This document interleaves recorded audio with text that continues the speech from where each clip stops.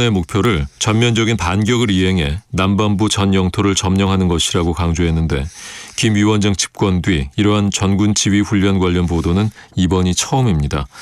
한편 북한은 어젯밤 11시 40분쯤부터 11시 50분쯤까지 평양 순안 일대에서 동해상으로 단거리 탄도미사일 2발을 발사했다고 합동참모본부가 밝혔습니다. 끝으로 날씨입니다. 오늘은 전국이 대체로 흐리고 중부지방은 가끔 구름이 많이 끼겠습니다. 영남 동부와 제주도 동부 지역에는 가끔 비가 내리겠습니다. 예상 강수량은 영남 지방에 20에서 60mm, 제주도에 5에서 20mm입니다. 내일은 중부 지방이 대체로 맑겠고 남부 지방과 제주도에는 가끔 비가 내리겠습니다. 내일 아침 기온은 서울이 20도 등 전국이 16도에서 24도로 오늘과 비슷하겠습니다. 낮 최고 기온은 서울이 30도 등 전국이 26도에서 31도로 오늘보다 1도에서 3도 정도 높겠습니다. 바다의 물결은 남해 동부 바깥 먼바다에서 2 내지 5m로 높게 일겠습니다. KBS 1라디오 5시 뉴스를 마칩니다. KBS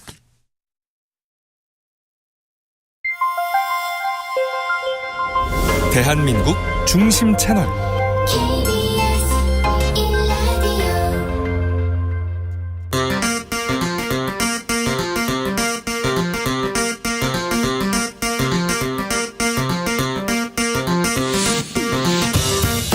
주진우 라이브.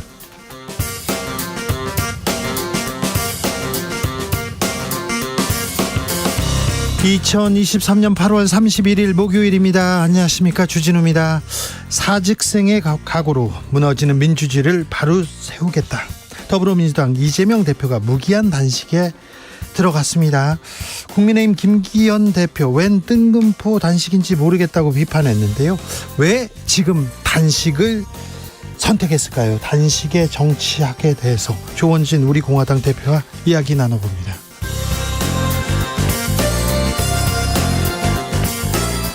북한이 간밤에 동해상으로 미사일 2발을 발사했습니다. 북한은 한미연합훈련에 대비해서 남한 점령 목표로 한 전군 지휘관 훈련도 실시했는데요. 어떤 의미로 봐야 할까요? 김용현 동국대 북한학과 교수와 짚어봅니다. 입단 흉악범죄 이어집니다. 이렇게 흉악범죄 발생하면 사형 집행여론 높아집니다. 그런데 한동훈 법무부 장관 사형 집행시설 점검하라 이렇게 지시하면서 사형제 부활되는 거 아닌가, 이런 얘기도 나옵니다. 사형제 매우 강한 정치적 카드인데요. 어떻게 봐야 할까요? 전문가한테 물어봅니다. 나비처럼 날아 벌처럼 쏜다. 여기는 주진우 라이브입니다.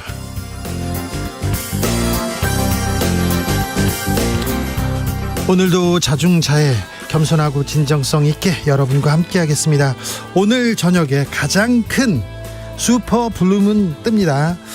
오늘 서울은요 7시 29분부터 슈퍼 블루문 볼 수 있다고 합니다. 슈퍼문은 지구와 달 사이가 가장 가까워서 평소보다 훨씬 더 크게 보이는 달, 쟁반 같은 달 가끔 뜨잖아요. 이게 슈퍼문이고요. 블루문은 파란색 달이 아니라 가끔 이례적으로 한 달에 2번씩 이렇게 보름달이 뜨면 블루문 합니다. 영어로 블루문 이렇게 얘기하면 아주 드물게 once in a 블루문 다 외우셨잖아요. 중학교 1학년 때 그거. 그렇습니다. 그래서 이 블루문은 한 달에 2번 매우 드문 일인데요. 슈퍼 블루문 이전에는 5년 7개월 전에 2018년 1월에 있었답니다. 이번 오늘 저녁 놓치면요 14년 후인 2037년 기다려야 슈퍼 블루문 본다고 합니다. 그러니까 오늘 밤은 무슨 일이 있어도 반드시 달에게 소원 빌어야 됩니다. 여러분께서는 어떤 소원 비시겠습니까? 달 보고 좋은 소원 비시겠습니까?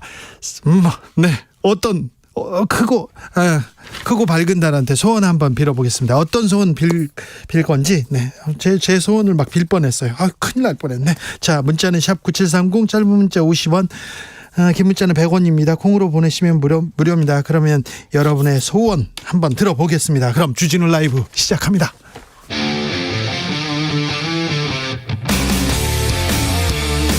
탐사보도 외길 인생 20년. 주 기자가 제일 싫어하는 것은?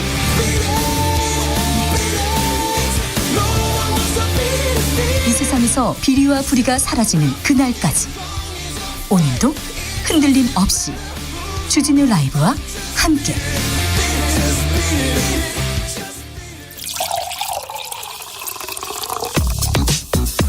진짜 중요한 뉴스만 쭉 뽑아냈습니다. 주스 정상근 기자 어서 오세요. 안녕하십니까? 올 들어서 정상근 기자 소득 좀 늘었습니까? 저요? 네. 네. 늘지 않았습니다. 늘지 않았어요? 네. 소득이 늘지 않으면 물가가 계속 상승하기 때문에 네, 실제 그렇죠. 소득은 내려갑니다. 네, 맞습니다. 정상근 기자도 그렇습니까? 뭐 안 그런 사람을 찾기가 어려운 것 같습니다. 네. 저도 마찬가지입니다. 네. 저는 소득이 절반 줄은 데다가 네. 조금 위태롭습니다. 네. 자, 실질 임금 계속 내려갑니다. 네, 고용노동부 발표 자료에 따르면 지난 6월 기준 상용 근로자 1인 이상 사업체 노동자의 1인당 월 평균 임금 총액이 373만 7천 원이 나왔습니다. 조금 올랐네요.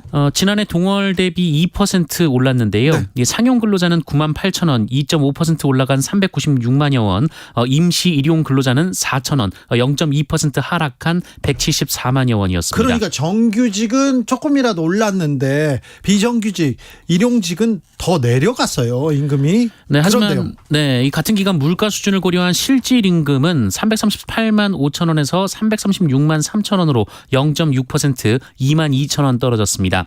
실질 임금은 지난해 4월부터 계속 하락하다가 올해 2월 잠깐 반등했는데요. 다시 넉 달 연속 떨어지고 있습니다. 올해 상반기 누계의 실질 임금도 지난해보다 1.5% 5만 5천 원 하락했습니다. 경제 규모는 계속 커집니다. 경제는 발전합니다. 그러니까 계속해서 지금 실질 임금 높아졌어요. IMF 때 잠깐 말고요. 그런데 실질 임금 계속 내려갑니다. 생산, 소비, 투자 지표 다 하락세입니다. 네, 오늘 통계청이 발표한 산업활동 동향 자료에 따르면 지난달 산업 생산, 소비, 투자 모두 감소해서 올해 1월 이후 6개월 만에 다시 트리플 감소 현상이 나타났습니다. 네, 경제 위기입니다. 민생 챙겨야 됩니다.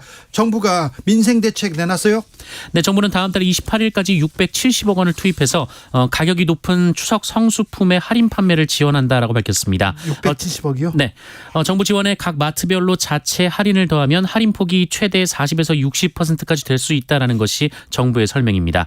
윤석열 대통령은 오늘 비상경제대책회의를 주재한 자리에서 하반기 정책은 민생 안정이 최우선이라며 추석 성수품 가격은 작년 수준으로 유지할 것이 아니라 5% 이상 낮춰서 국민이 넉넉한 명절을 보내실 수 있도록 최선을 다하겠다라고 밝혔습니다. 민생 안전이 최우선이다. 첫 번째도 경제, 두 번째도 경제, 세 번째도 경제다. 실제 그러지 않더라도 이 얘기가 계속 나와야 되는데 대통령한테 민생 안전 최우선이라는 얘기가 나왔습니다. 임시 공휴일 확정됐습니다. 네, 윤석열 대통령은 오는 10월 2일을 임시 공휴일로 지정한다라고 밝혔습니다.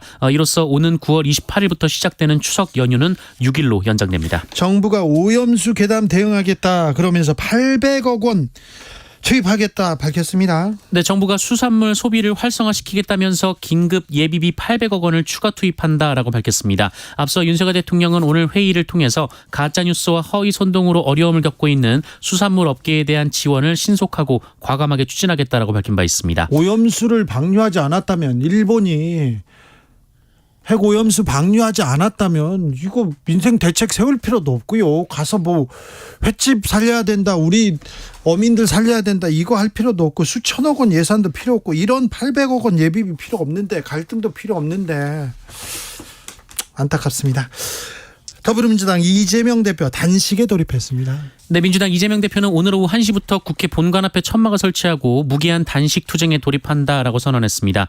이재명 대표는 당대표 취임 1주년 기자간담회를 통해서 사직생의 각오로 민주주의 파괴를 막아내겠다라며 마지막 수단으로 무기한 단식을 시작한다라고 밝혔습니다. 왜 단식한다, 곡기를 끊는다, 뭘 쟁취하겠다, 요구사항은 뭡니까? 네, 이재명 대표는 오늘 기자간담회를 통해 후쿠시마 오염수 방류, 홍범도 장군 흉상 이전, 해병대원 수사 은폐 의혹, 서울 양평 고속도로 특혜 의혹, 방송장악 시도, 오송 지하차도 침수 참사 등을 언급했습니다. 이재명 대표는 윤석열 대통령이 민생 파괴 민주주의 훼손에 대해서 국민께 사죄하고 국정 방향을 국민 중심으로 바꿀 것과 일본 핵 오염수 방류에 반대 입장을 천명하고 국제해양재판소에 제소할 것 등을 요구했습니다. 이태원 참사 특별법 의결됐습니다. 네, 국회 행정안전위원회는 오늘 전체 회의를 열고 이태원 참사 특별법을 의결했습니다. 이 법안에는 이태원 참사에 대한 독립적 진상조사를 위한 특별조사위원회 구성과 특검 수사 요청을 규정을 했습니다. 네, 군 검찰단 어제 박정훈 대령에 대한 구속영장 청구했습니다. 네, 국방부 검찰단이 항명 혐의로 입건된 박정훈 전 해병대 수사단장에 대해 어제 사전 구속영장을 청구했습니다. 국방부는 신속한 수사를 위해 노력했으나 박정훈 대령이 수사를 거부하고 있다라면서 사안의 중대성 및 증거인멸 우려를 고려해 구속영장을 청구했다고 밝혔습니다. 수사를 거부한다. 근데 박정훈 대령 보면 계속해서 군 검찰단에 이렇게 갔잖아요. 심의위원회도 출석했는데 묵비권 행사했다는 이유로 수사를 거부했다. 이게 영장이 나올까요? 영장 심사는 내일 열립니다. 네, 박정훈 전 단장에 대한 구속 전 피의자 신문은 내일, 그러니까 다음 달 1일 용산 군사법원에서 열리게 됩니다. 네. 박정훈 대령의 법률 대리인은 영장 실질 심사에 최선을 다하겠다라면서 다만 이첩 기록을 탈취해서 탈취를 주도한 검찰 단장에 대한 조속한 조치도 바란다라고 주장했습니다. 이균용 대법원장 후보자 재산 관련된 뉴스가 계속 나옵니다. 비상장 지분을 통해서 수천만 원 배당을 받았다고요? 네, 이균용 대법원장 후보자가 처가가 운영하는 회사에서 2020년부터 2022년까지 3년간 7,186만 원의 배당을 받았다라는 보도가 나왔습니다. 같은 기간 이균용 후보자의 배우자도 7,425만 원을 배당받았고 30대인 딸은 2021년 2,400만 원을 배당받았다라는 주장도 함께 제기됐습니다. 뭐라고 합니까 후보자는? 이균용 후보자는 그 기간 처가 회사인 옥산으로부터 매년 받은 배당금은 1,057만 원이라면서 이 배우자와 자녀도 같은 금액을 받았다라고 했고요. 언론에 배당됐다고 한 7천만 원 상당의 소득은 펀드 수익 등이 반영된 것으로 전부 비상장 주식으로부터 발생한 수익이 아니다라고 말했습니다. 네. 배당받은 건 맞고 수익은 맞는데 이것도 저것도 비상장 주식도 있고 다른 데에서도 받았다 이렇게 얘기하시네요. 자, 대법원장 후보자 부동산 투기 의혹, 재산 증식 의혹 이 부분에 대해서 명확한 좀 해명이 있어야 될 것 같습니다. 청문회 지켜보겠습니다. 검찰이 라임 관련한 압수수색 이어갑니다. 네, 금융감독원으로부터 라임 사태 추가 자료를 넘겨받고 재수사에 착수한 검찰은 특혜성 환매 의혹을 규명하겠다며 오늘 미래에셋증권과 유안타증권을 압수수색했습니다. 검찰은 확보한 자료를 토대로 미래에셋증권 등 증권사가 특정 투자자의 환매를 권유한 배경에 위법 행위가 있었는지 등을 살필 예정이라고 밝혔습니다. 라임 사건 왜 그때는 수사가 잘 안 됐을까요? 왜 지금 다시 라임 사태 수사가 이어질까요? 저희가 시간을 갖고 자세히 설명해 드리겠습니다. 주스 정상근 기자 함께했습니다. 감사합니다. 고맙습니다. 오늘 크고 밝은 달이 뜹니다. 자, 달 보면서 어떤 소원을 빌고 싶은가요? 무조건 빌어야 됩니다. 오늘은 0226님. 지금 소원은요. 친정엄마 양쪽 무릎 연골 수술하시는데요. 수술도 잘 되고 재활도 잘 되어서 같이 여행 가고 싶어요. 네, 어머님 건강을 빌겠습니다. 3094님. 저희 집 반려견 초원이가 어느덧 5살이 되었습니다. 저희 가족이랑 앞으로도 건강했으면 합니다. 5살이면 지금 한창 때 아닌가요? 그렇게 건강을 이렇게 초원이 건강을 이렇게 챙기고 그래야 될 때 있네. 네, 알겠어요. 건강했으면 좋겠어요. 초원이도. 네. 8741님, 우리 자녀들이 열심히 일할 수 있고 신나게 자신의 꿈을 펼칠 수 있는 나라 되길 기도합니다. 얘기합니다. 나라 위한 기도 많은데, 네. 8232님, 달님에게 소원 빕니다. 로또 1등 당첨이요. 이 소원 빌 줄 알았어요. 그런데 이거 운, 재물 이런 거 있지 않습니까? 이런 것보다 조금 더 높은 의미의 로또 당첨돼가지고 좋은 일을 한다 이렇게 생각하면 되니까 그것도. 네. 3055님, 저는요 실업급여 신청했습니다. 실업급여 끝나기 전에 꼭 취직하고 싶다고 슈퍼문에게 빌 겁니다. 실업급여가 너무 작아서 생활이 좀 힘듭니다 이렇게 얘기했는데 실업급여가 저 꿀물처럼 단물 빨아먹는 그런 실업급여가 아니라 정말 이런 취업하려고 하는 실직자들한테는 큰 도움이 되고 있다는 것도 생각해야 볼 대목입니다. 주진우 라이브.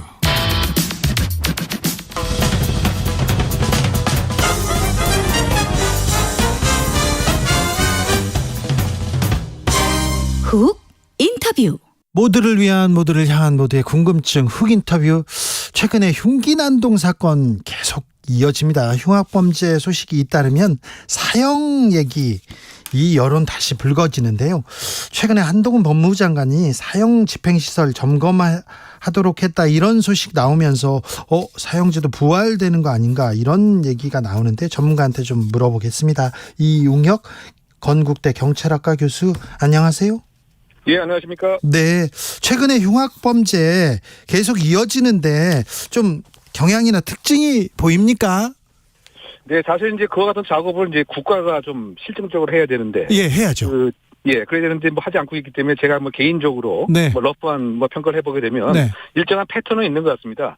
근데 그것이 주로 이제 여성보다는 그 젊은 남성이 예. 소위 그 요일을 보게 되면 주말에 많이 발생하는 것 같습니다. 네. 그래서 이른바 뭐 불금이라고 통상 얘기하는 예. 그 젊은 남성이 그 금요일에 흉기를 갖고 전혀 면식 관계가 없는 비면식, 즉 사회를 상대로 분노를 표출하고 있다. 예. 뭐 이런 것이 지금 한 달 사이 예. 이 흉기 예고글에서부터 실제 흉기를 소지한 사건 뭐 한 100건에서 150건으로 이렇게 추정이 되는데요. 예. 기사 내용도 대략 그런 것 같은데. 아, 그렇습니다. 뭐 그런 것에 근거를 해보면은 이것은 무엇인가 분명한 그 패턴이 있고 20대, 30대가 그 주요 행위자이다. 그리고 동기 자체는 자신이 겪고 있는 여러 가지 형태의 불쾌 감정을 표출하는 식으로 지금 진행 중이다라고 예. 평가합니다. 교수님이 하신 말씀을요, 제가 2000년대 중반에 일본 뉴스에서 그대로 본 것 같아요.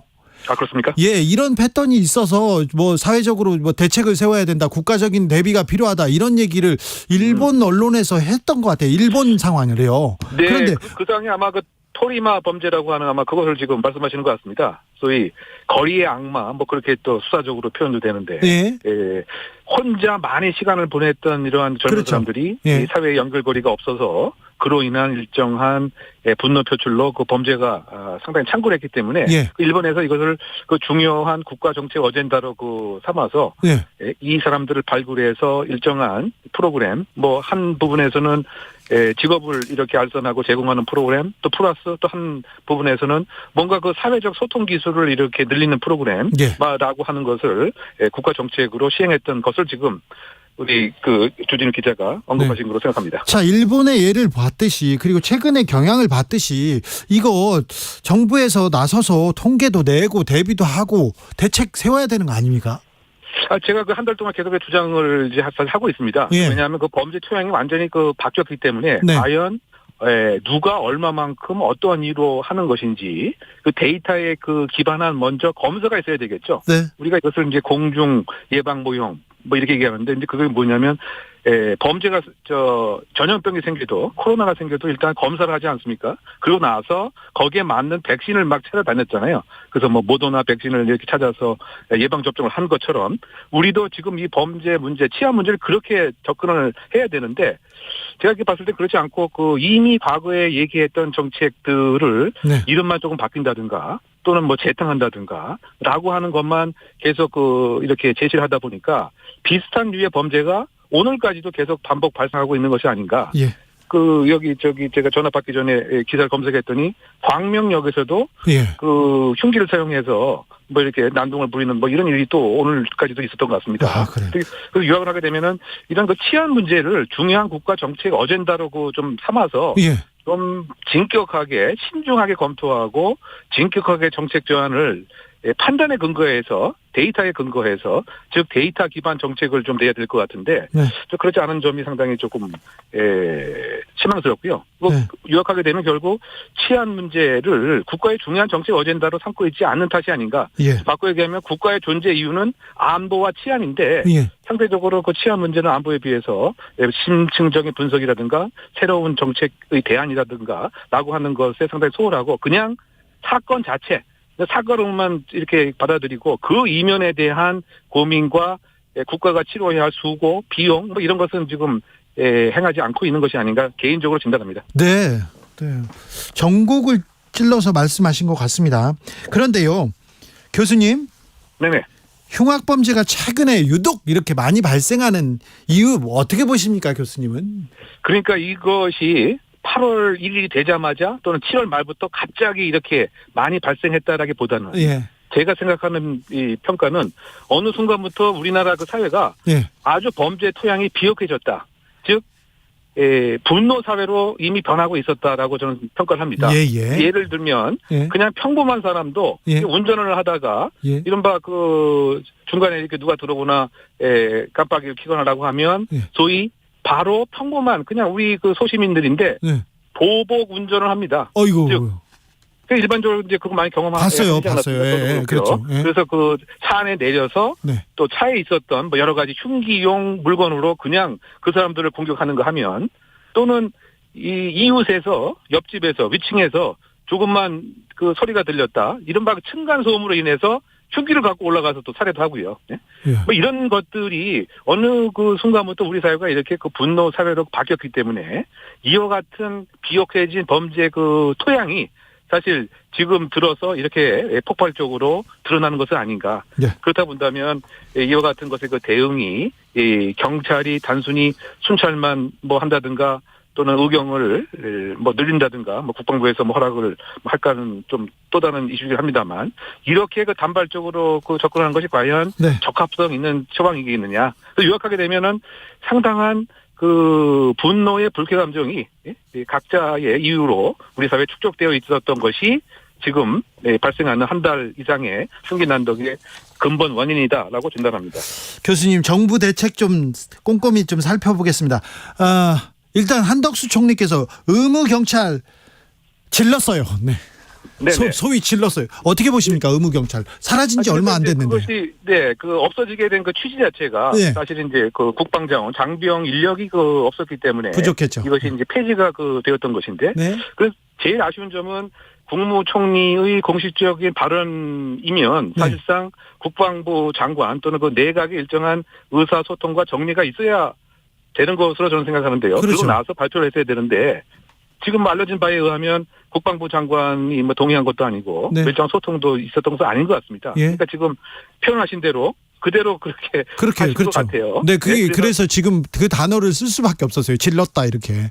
그러니까 말이죠. 그래서 그 부분이 현실적으로 이 장병이 없는 상태에서 네. 이제 의경이 가능하겠느냐, 부활이 그리고 예. 설령 의경이 부활한다 손 치더라도 이게 그 대한민국 국격에 맞는 치안 방법이겠는가? 예. 왜냐하면 그 옷만 사실 그 경찰복을 입었을 뿐이지 예. 사실상 고등학교 3학년 아니면 재수생 아니면 대학교 1학년, 2학년 또는 뭐 기타 그 정도 연령의 그 청년에 불과한 것인데 그리고 교육도 뭐 한 달 남짓 받았을까 말까 한 건데 그 세계 10대 경제 대국이라고는 대한민국의 그 치안의 중요한 그 현장에서의 그 역할을 과연 이렇게 옷만 이렇게 경찰복 입은 이 10대 후반, 20대 초반 이런 젊은 사람들이 하는 것이 과연 타당하겠느냐. 네. 전문성이 과연 담보가 되겠느냐. 정말 그 현장에서 인력이 많이 필요하면 전공법으로 해야 되는 거죠. 전문 경찰관을 채용을 해서 진격한 교육을 시켜서 과감한 뭐 공권력을 뭐 사용하든 아니면 예방 프로그램을 작동하든 전문 경찰관에 그 맡겨야 되지.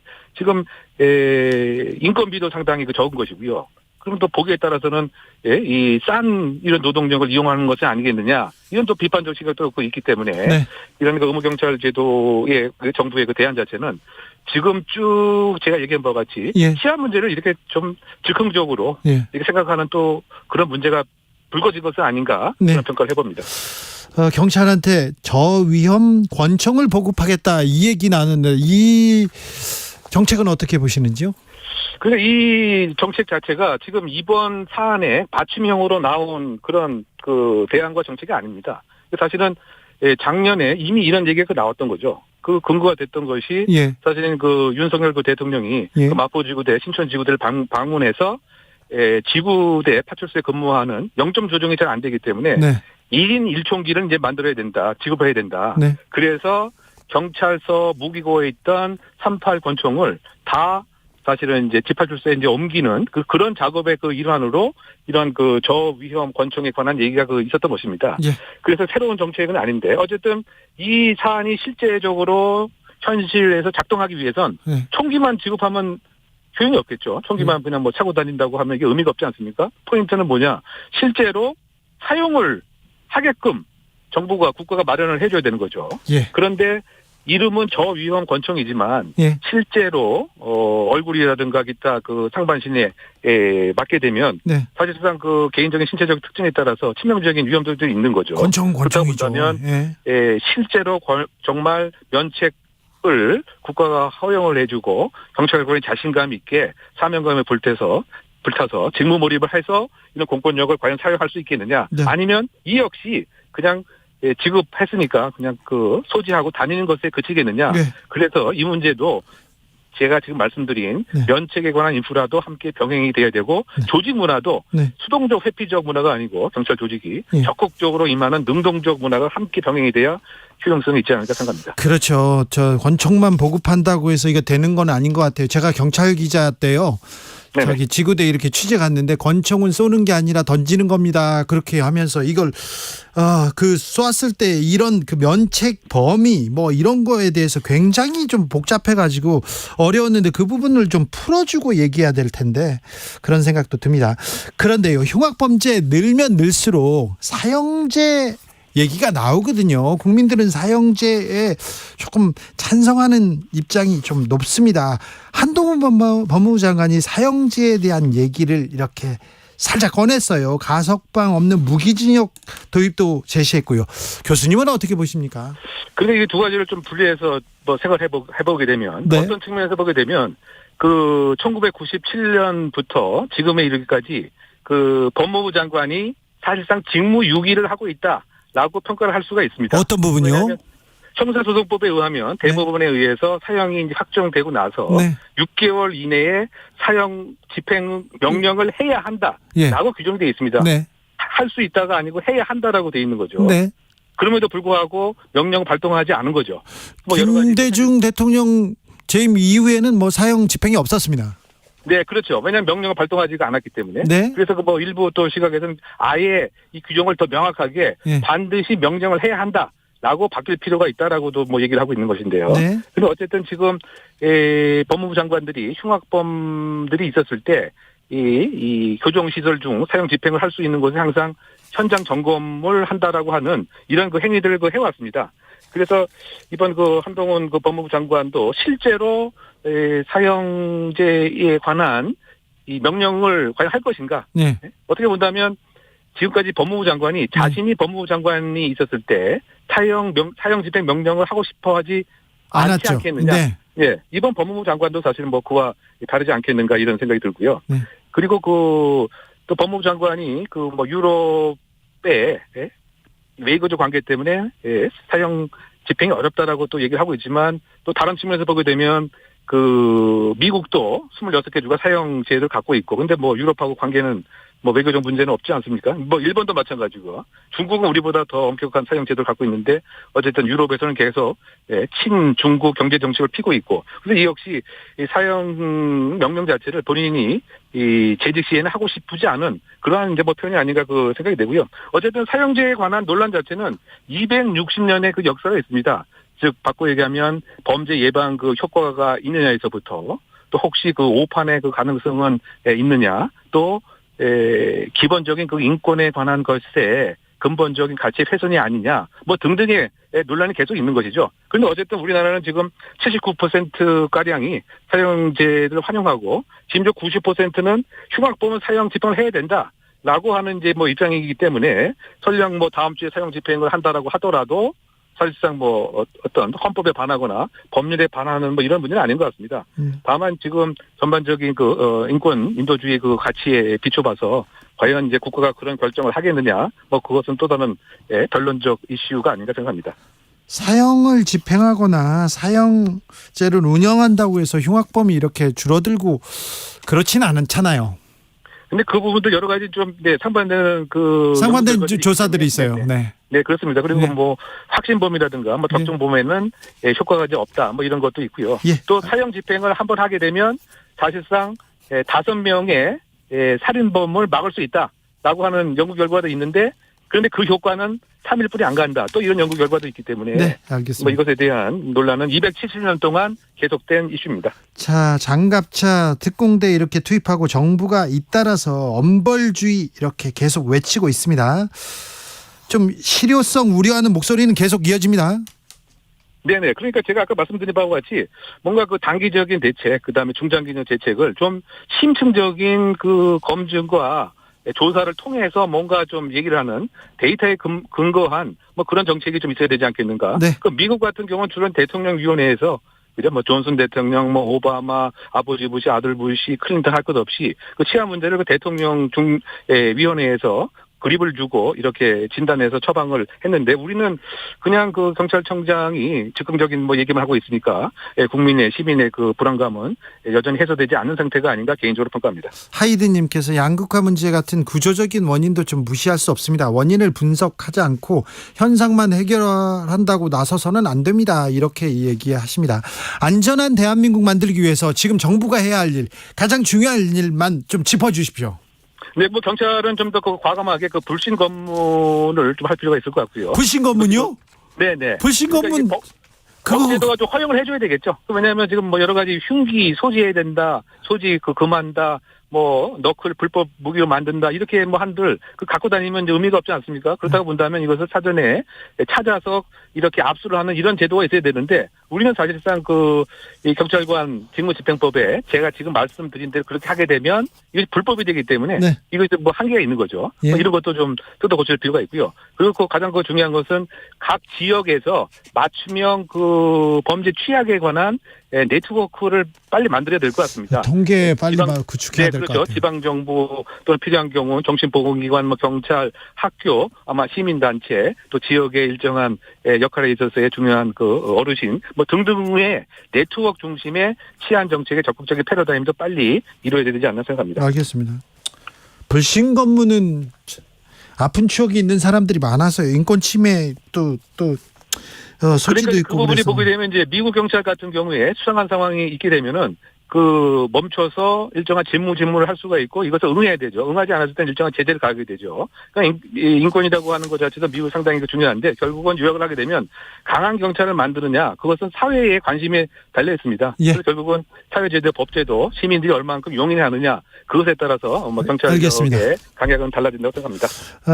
이 교수님께서 언급하신 여론조사는요. 저 한국갤럽 2012년 자체 조사였습니다. 사형제도 존폐에 대해서 이렇게 물어봤을 때 그런 결과가 나왔습니다. 이용혁 건국대 경찰학과 교수였습니다. 말씀 감사합니다. 네네. 교통정보센터 다녀오겠습니다. 정현정 씨. 네, 8월의 마지막 날입니다. 오늘 중부지방은 점차 맑은 하늘을 되찾았지만 도로는 종일 돌발 구간이 발생하고 있는데요. 먼저 경부고속도로 부산 쪽으로 남사 부근에서 밀리기 시작했고요. 천안 부근에서 천안 분기점까지는 작업을 하고 있습니다. 주감휴게소 부근에서는 고장난 승용차가 서 있고요. 영동고속도로 인천 방향은 동수원에서 광교터널까지 밀리고 있습니다. 북수원 부근에서 동군포까지는 6km가량 밀리고요. 둔대분기점에서 반월터널 까지 4km 구간 천천히 갑니다. 서울 양양고속도로 서울 쪽으로 서양양 부근 1차로는 장애물 떨어져 있습니다. 미리 다른 차로로 변경해서 운행하시고요. 덕수산패에서 강일까지 정체입니다. 분당 수서로 성남 쪽으로는 수서에서 복정까지 1차로에 고장난 차 서 있고요. 강변북로 구리 쪽으로 월드컵대교에서 성산대교까지는 1차로가 작업으로 막혀 있어서 미리 다른 차로로 변경해서 운행하셔야겠습니다. 동부간선도로 성수분기점 방면으로 노원교에서 도봉터널 입구까지는 3차로가 작업으로 막혀 있으니까요. 미리 다른 차로로 변경해서 운행하시기 바랍니다. 안전 운행하시기 바랍니다. KBS 교통정보센터에서 정현정입니다.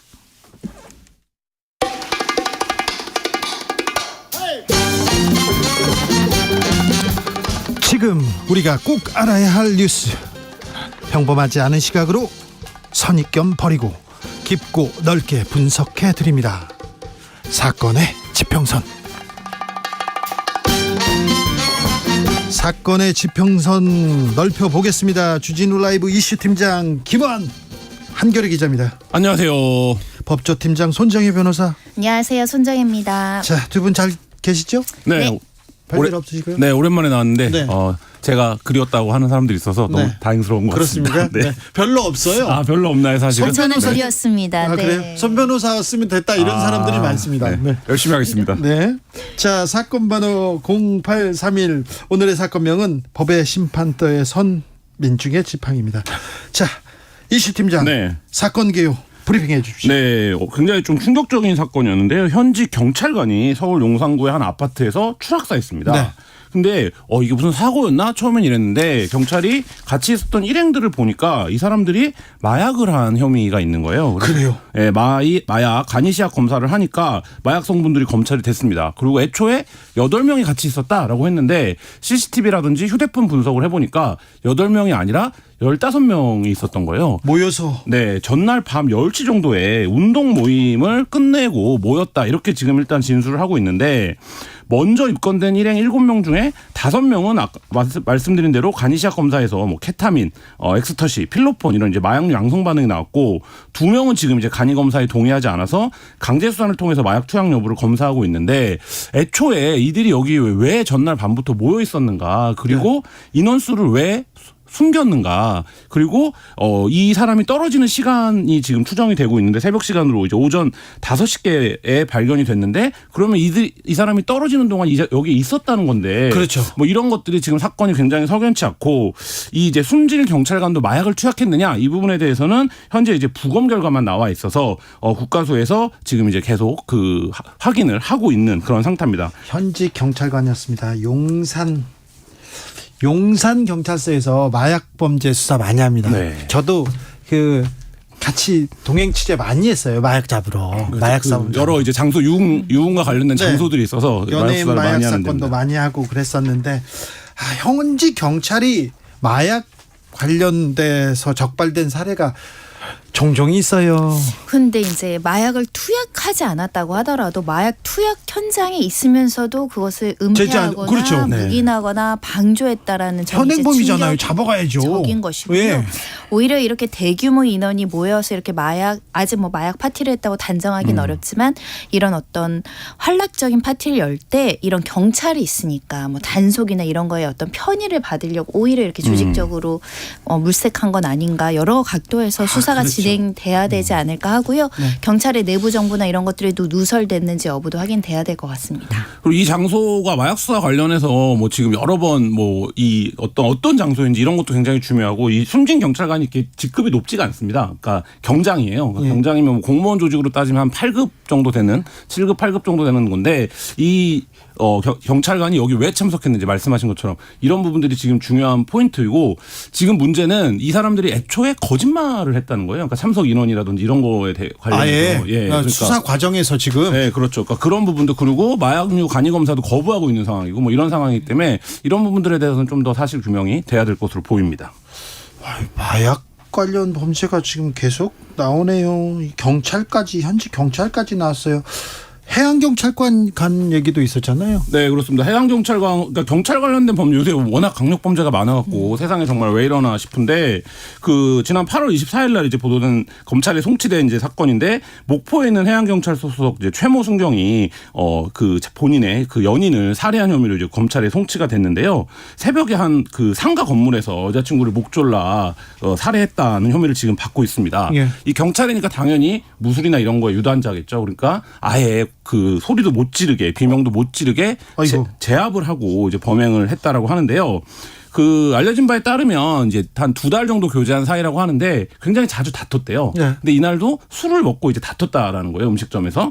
그리고 이제 이 상가 화장실에서 범행을 저질렀는데 굉장히 재질이 안 좋은 게 뭔가 시신의 위치를 바꿔서 마치 구토를 하다가 돌연사한 것처럼 이제 시신을 꾸며놓고 본인은 문이 아니라 창문으로 빠져나가는 좀 이런 행동을 보인 게 경찰이기 때문에 어떻게 해야 되는지를 좀 알아서 범죄를 은폐하려고 했다. 이렇게 지금 보고 있습니다. 제가 예전에 기자 시절에 여수에 티켓다방 그러니까 미성년자의 성매매를 하는 다방 이 단속을 갔는데요. 왜 서울에서 지방까지 갔냐면은 지방 경찰과 그 업주들의 커넥션 때문에 단속이 잘 안 되는 거예요. 그래서 서울 경찰과 이렇게 손을 잡고 그때 여성 청소년 가족부 뭐 이런 그분들하고 조사 간다라고 손을 잡고 가서 조사를 했어요. 그래가지고 티켓다방을 적발하고 이렇게 일망타진해서 그 미성년자는 가족에 돌려보내라. 그리고 나머지는 처벌하라고 그 경찰한테 인계하고 넘어왔어요. 서울로 왔는데 썼는데 갑자기 그 다른 기사가 있어가지고 그 기사를 못 쓰고 이렇게 밀어두고 다른 기사를 하고 취재를 했는데 한 달 있다가 그 사람들 어떻게 됐지 연락을 해봤더니 그 다방에서 전화를 받는 거예요. 다방을 그 소녀가 전화를 받는 거예요. 그래서 너 왜 여기 있니? 그러니까 그냥 사장님이 하래요. 아니 어떻게 됐는지 근데 경찰서에서 바로 풀어줬는데 그 다음 날부터 영업 정지가 내려지지 않는다고 그냥 하라고 했대요. 그래서 기사를 써가지고요. 경찰들이 다 이렇게 끌려가는 그런 일이 있었습니다. 그런데 이런 경찰은 아주 극히 일부예요. 거의 대부분의 경찰은 얼마나 고생합니까? 맞습니다. 그 박봉에 얼마나 고생합니다. 그런데 이렇게 좀 사건 사고에 휘말리는 현지 경찰이 좀 있어요.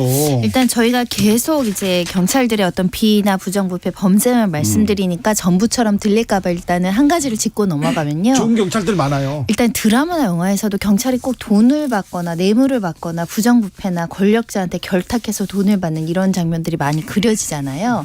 검사도 뭐 그런 장면에 거론되긴 하지만 경찰 수가 좀 더 많게 그려지는 이유는 경찰 수가 많기 때문입니다. 그리고요. 경찰은 국민들하고 직접 이렇게 맞죠. 같이 호흡하잖아요. 일단은 그러니까. 경찰 인원이 10만 명이 넘어요. 12만 명, 13만 명 이상 추정이 되고 검사 인원은 2,000명대, 네. 판사 인원 3,000명대. 그러니까 살면서 검사 판사는 직접 안 보고 일로 안 엮이는 사람들도 많아요. 그렇죠. 예. 근데 경찰들하고는 다 그렇죠. 한 번이라도 마주치게 되죠. 네. 네, 부정부패 비율이 있다라면 그런 비율은 존재하지 않지만 분모가 크니까 그만큼 적발되거나 맞아요. 이 처벌되거나 이상한 사람이 섞일 가능성이 경찰 조직에 많다. 그러니까 경찰 자체가 부정하거나 윤리적인 게 떨어져서라기보다 이런 점을 말씀드리는 거고요. 근데 그래서 네. 경찰이 더 잘해야 돼요. 이렇게 네. 민중의 지팡이라고 하지 않습니까? 뭐 얘기 나온 김에 제가 이거 연구 논문 너무 재밌어서 네. 한번 찾아봤는데요. 일단 경찰의 만성적 부패에 대한 연구가 굉장히 많습니다. 그래요? 검찰보다 많아요. 네. 논문 형태로 왜 경찰은 부패하는가에 대해서 많은 학자들이 일단 원인을 분석해야 이제 대책을 세우니까요. 네.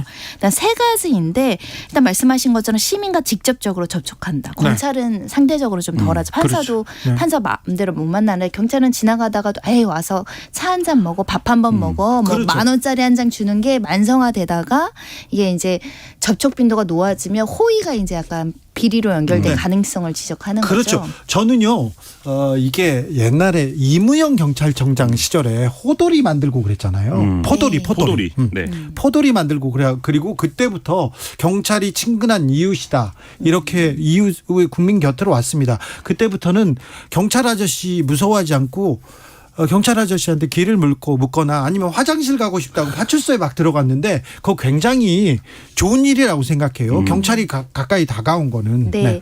이걸 이제 전체 사회 가설이라고 이제 명칭하신 연구자가 있고요. 또 네. 구조 원인 가설이라고 이미 경찰 조직 내에 이제 부패가 있다. 네. 이 부패를 이제 따르게끔 이제 신입들이 들어올 때 이제 물을 들인다는 거죠.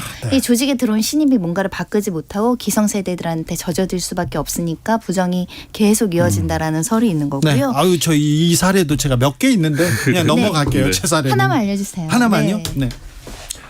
중부경찰서. 저기 충무로 그쪽. 익명으로 합시다. 네, 알겠습니다. 거기에 있는 한 경찰이었는데. 과거 1등 기자들이 모여있던. 네. 근데 그 앞에서 한 노숙인이라고 불리었는데 술에 취한 분이세요. 술에 취한 분이 이렇게 술에 취했는데 그 어디 가게 앞에 서 있다고 했는데 경찰이 가서 이렇게 연행을 하거나 이렇게 모셔서 가면 되는데 가서 실랑이가 있었는지 모르나 그 술에 취한 분을 구타를 한 거예요.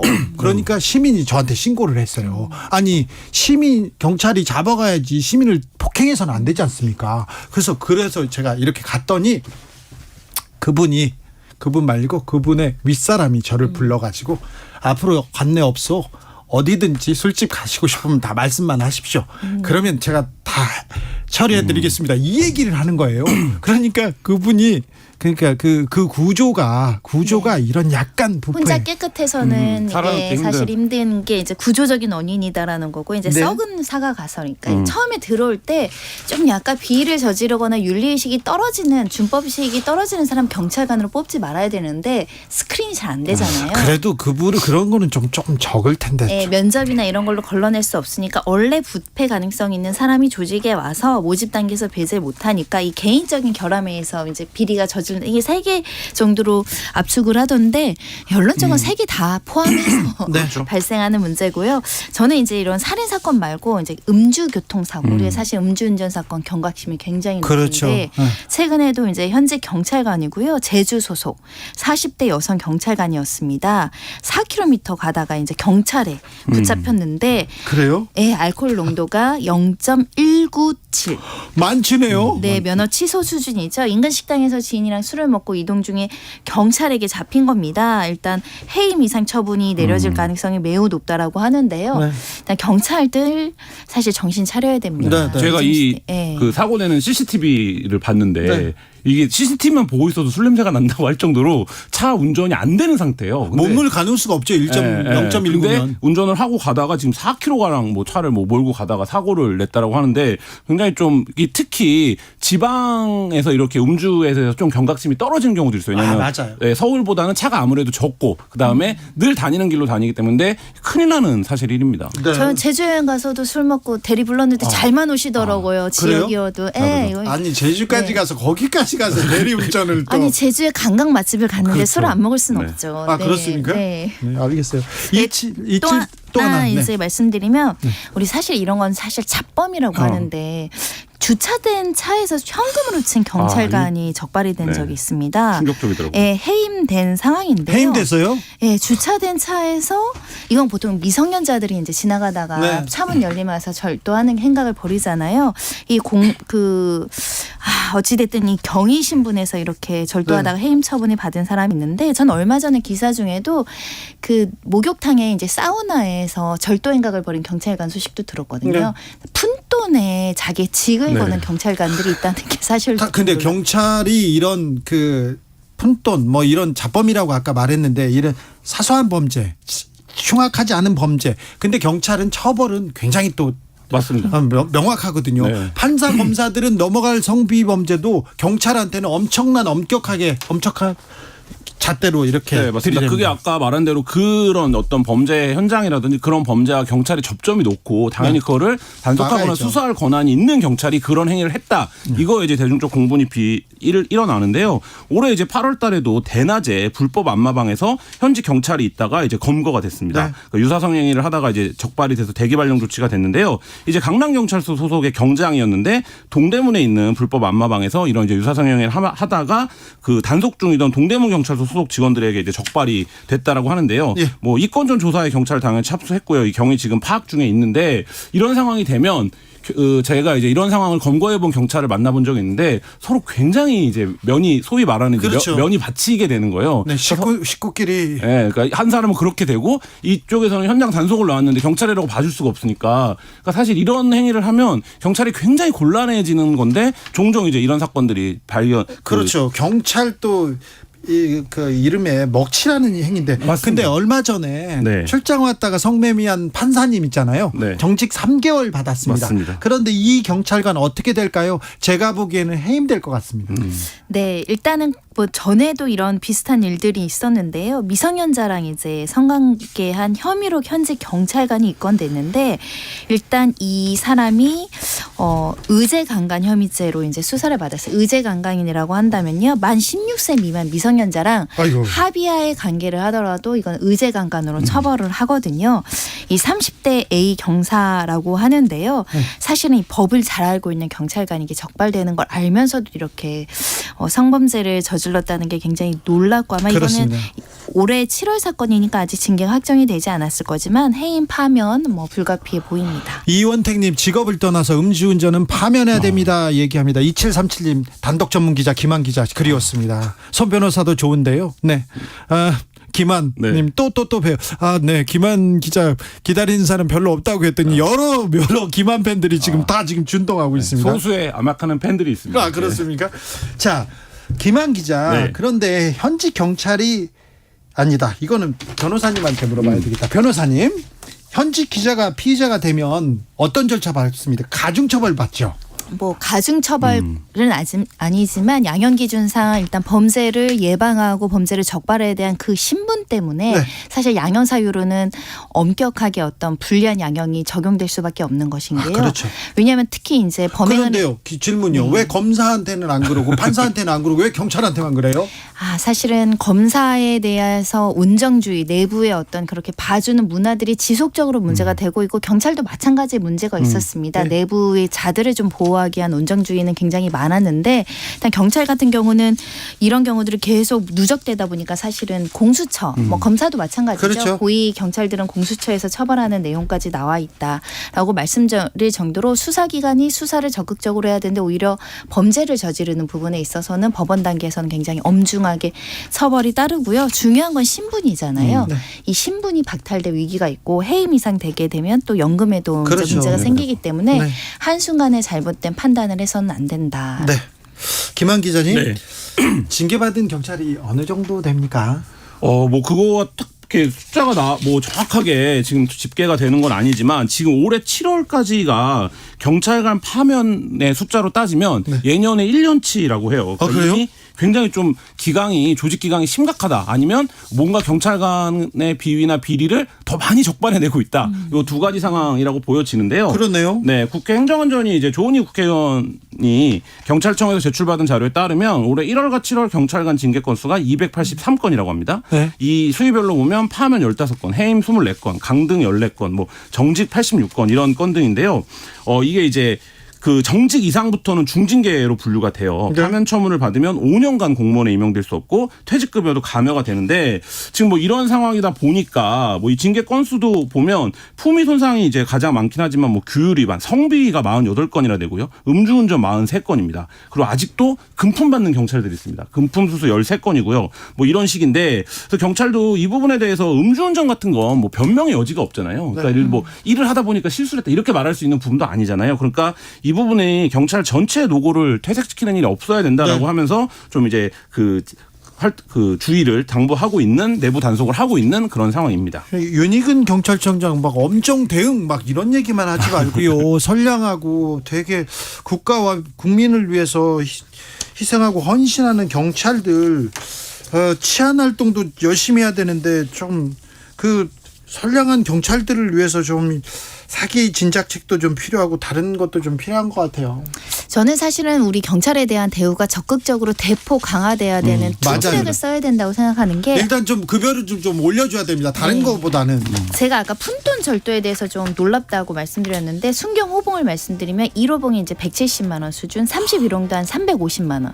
그러니까 경장도 1호봉이 180만 원 정도 수준으로 이제 올라간다라고 하면 해야 되는 위험도나 이런 그래요. 업무의 정도에 중요한 따라서 일인데. 처우도 굉장히 좋아야 되고 요즘에 수사 깊이를 손정혜 많이 변호사, 김한 기자 감사합니다. 네.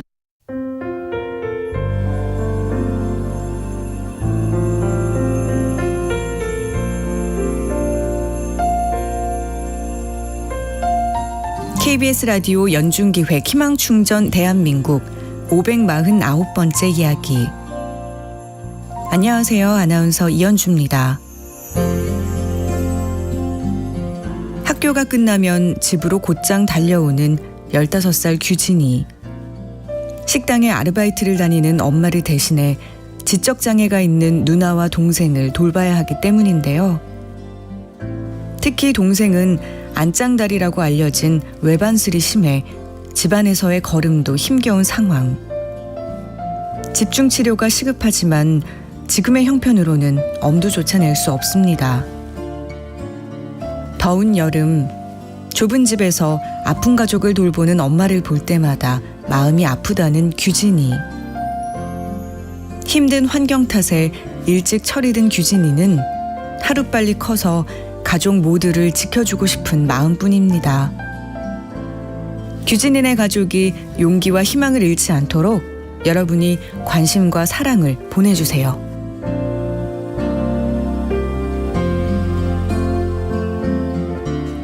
여러분의 따뜻한 손길이 희망의 빛이 됩니다.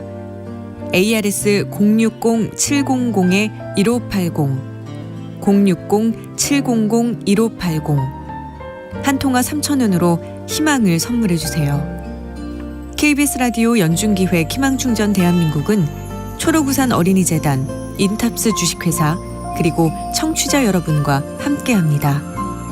ARS 060-700-1580 한 통화 3,000원입니다.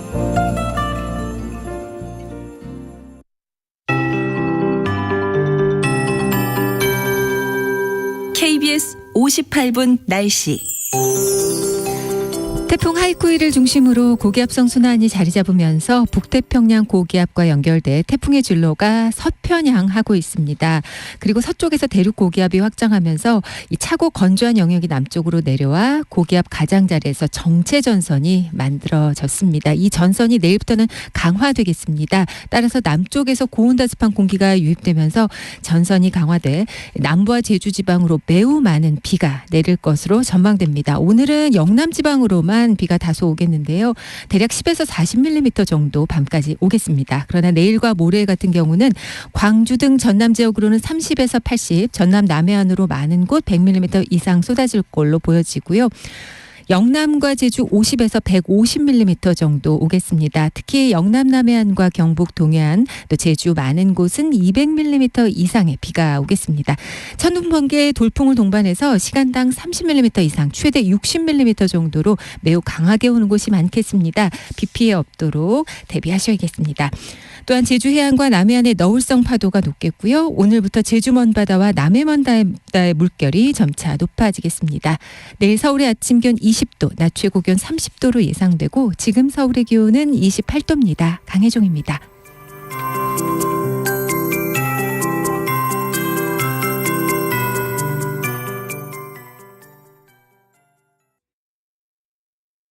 정성을 다하는 국민의 방송 KBS가 6시를 알려드립니다. AM 711kHz, FM 97.3MHz, KBS 1라디오입니다. HLKA.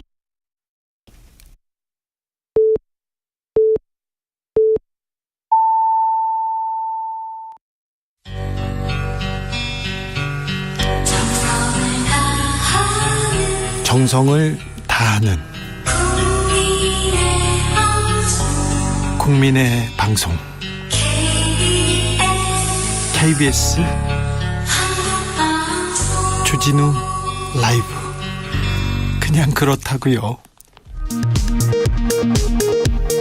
이 시각 라디오 정보센터 뉴스입니다. 윤석열 대통령이 다음 주 인도네시아 자카르타에서 열리는 아세안 정상회의와 인도 뉴델리 주요 20개국 G20 정상회의에 잇따라 참석합니다. 한덕수 국무총리가 해군 잠수함 홍범도함의 함명 변경을 검토해야 한다고 밝혔습니다. 육사는 홍범도 장군의 흉상을 철거해 외부로 옮기기로 결정했습니다. 더불어민주당 이재명 대표가 윤석열 정권은 헌정질서와 민주주의를 파괴하고 국민을 향해 전쟁을 선포했다면서 민주주의 파괴를 막아내기 위해 무기한 단식에 들어간다고 밝혔습니다. 국민의힘은 뜬금포 단식, 방탄쇼라며 비판을 쏟아냈습니다. 군 검찰로부터 사전 구속영장이 청구된 박정훈 전 해병대 수사단장이 내일 영장 실질 심사를 받습니다. 박 전 단장 측은 영장 청구가 정당한지를 판단해달라며 수사심의위원회 소집을 신청했습니다. 정부가 추진하는 가석방 없는 무기징역제도 도입에 대해 대법원이 사실상 반대 입장을 밝혔습니다. 지금까지 라디오 정보센터 조진주였습니다. To the Batmobile. Wave of super energy. 주기자의 1분. 한덕수 국무총리가 어제 국회에서 택시비를 묻는 질문에 한 1,000원쯤 되지 않았나요? 이렇게 대답했습니다. 서울시 버스 요금 추가로 묻자 지금 한 2,000원이라고 이렇게 말을 맺더라고요. 총리가 버스비, 택시비도 모를 수 있냐 이렇게 말합니다. 그런데 기사 딸린 차만 타는 분은 버스비, 택시비 모를 수도 있습니다. 전 모를 수 있다고 봅니다. 총리가 물가를 모르면서 물가를 잡을 수 있겠느냐 이렇게 비판합니다. 그런데요, 100억 원대 집에 사는 분이 물가 잘 모를 수 있습니다. 라면값 모를 수도 있고요. 네. 총리 자택 실거래가는 100억 원이 넘습니다. 그런데 25억 4천만 원이라고 재산 신고는 돼 있더라고요. 공시지가는 그렇게 됐나 봅니다. 물가를 몰라도 물가는 잡아야 됩니다. 반드시 잡아야 됩니다. 서민들, 국민들 실소득 지금 계속해서 줄어들고 있습니다. 총리가 나서서 물가 잡고 민생 챙겨야 합니다. 최우선이어야 합니다. 그런데요, 어제 국회에서 한덕수 총리 후쿠시마 오염수 용어 변경 검토하고 있다. 정확히 얘기하면 과학적으로 처리된 오염수다, 이렇게 말했습니다. 오늘 국회에서 한덕수 총리 홍범도함 명칭 변경 검토해야 한다고 말했습니다. 총리님, 일본 총리 같은 소리만 계속 하실 겁니까? 잠수함 이름 바꾸는 게 민생보다 더 중요합니까? 물가는 어찌 하실 겁니까? 주기자의 1분이었습니다. 국민을 좀 보셨으면 좋겠는데 대통령만 보시는 것 같아요. 소녀시대 미스터 택시.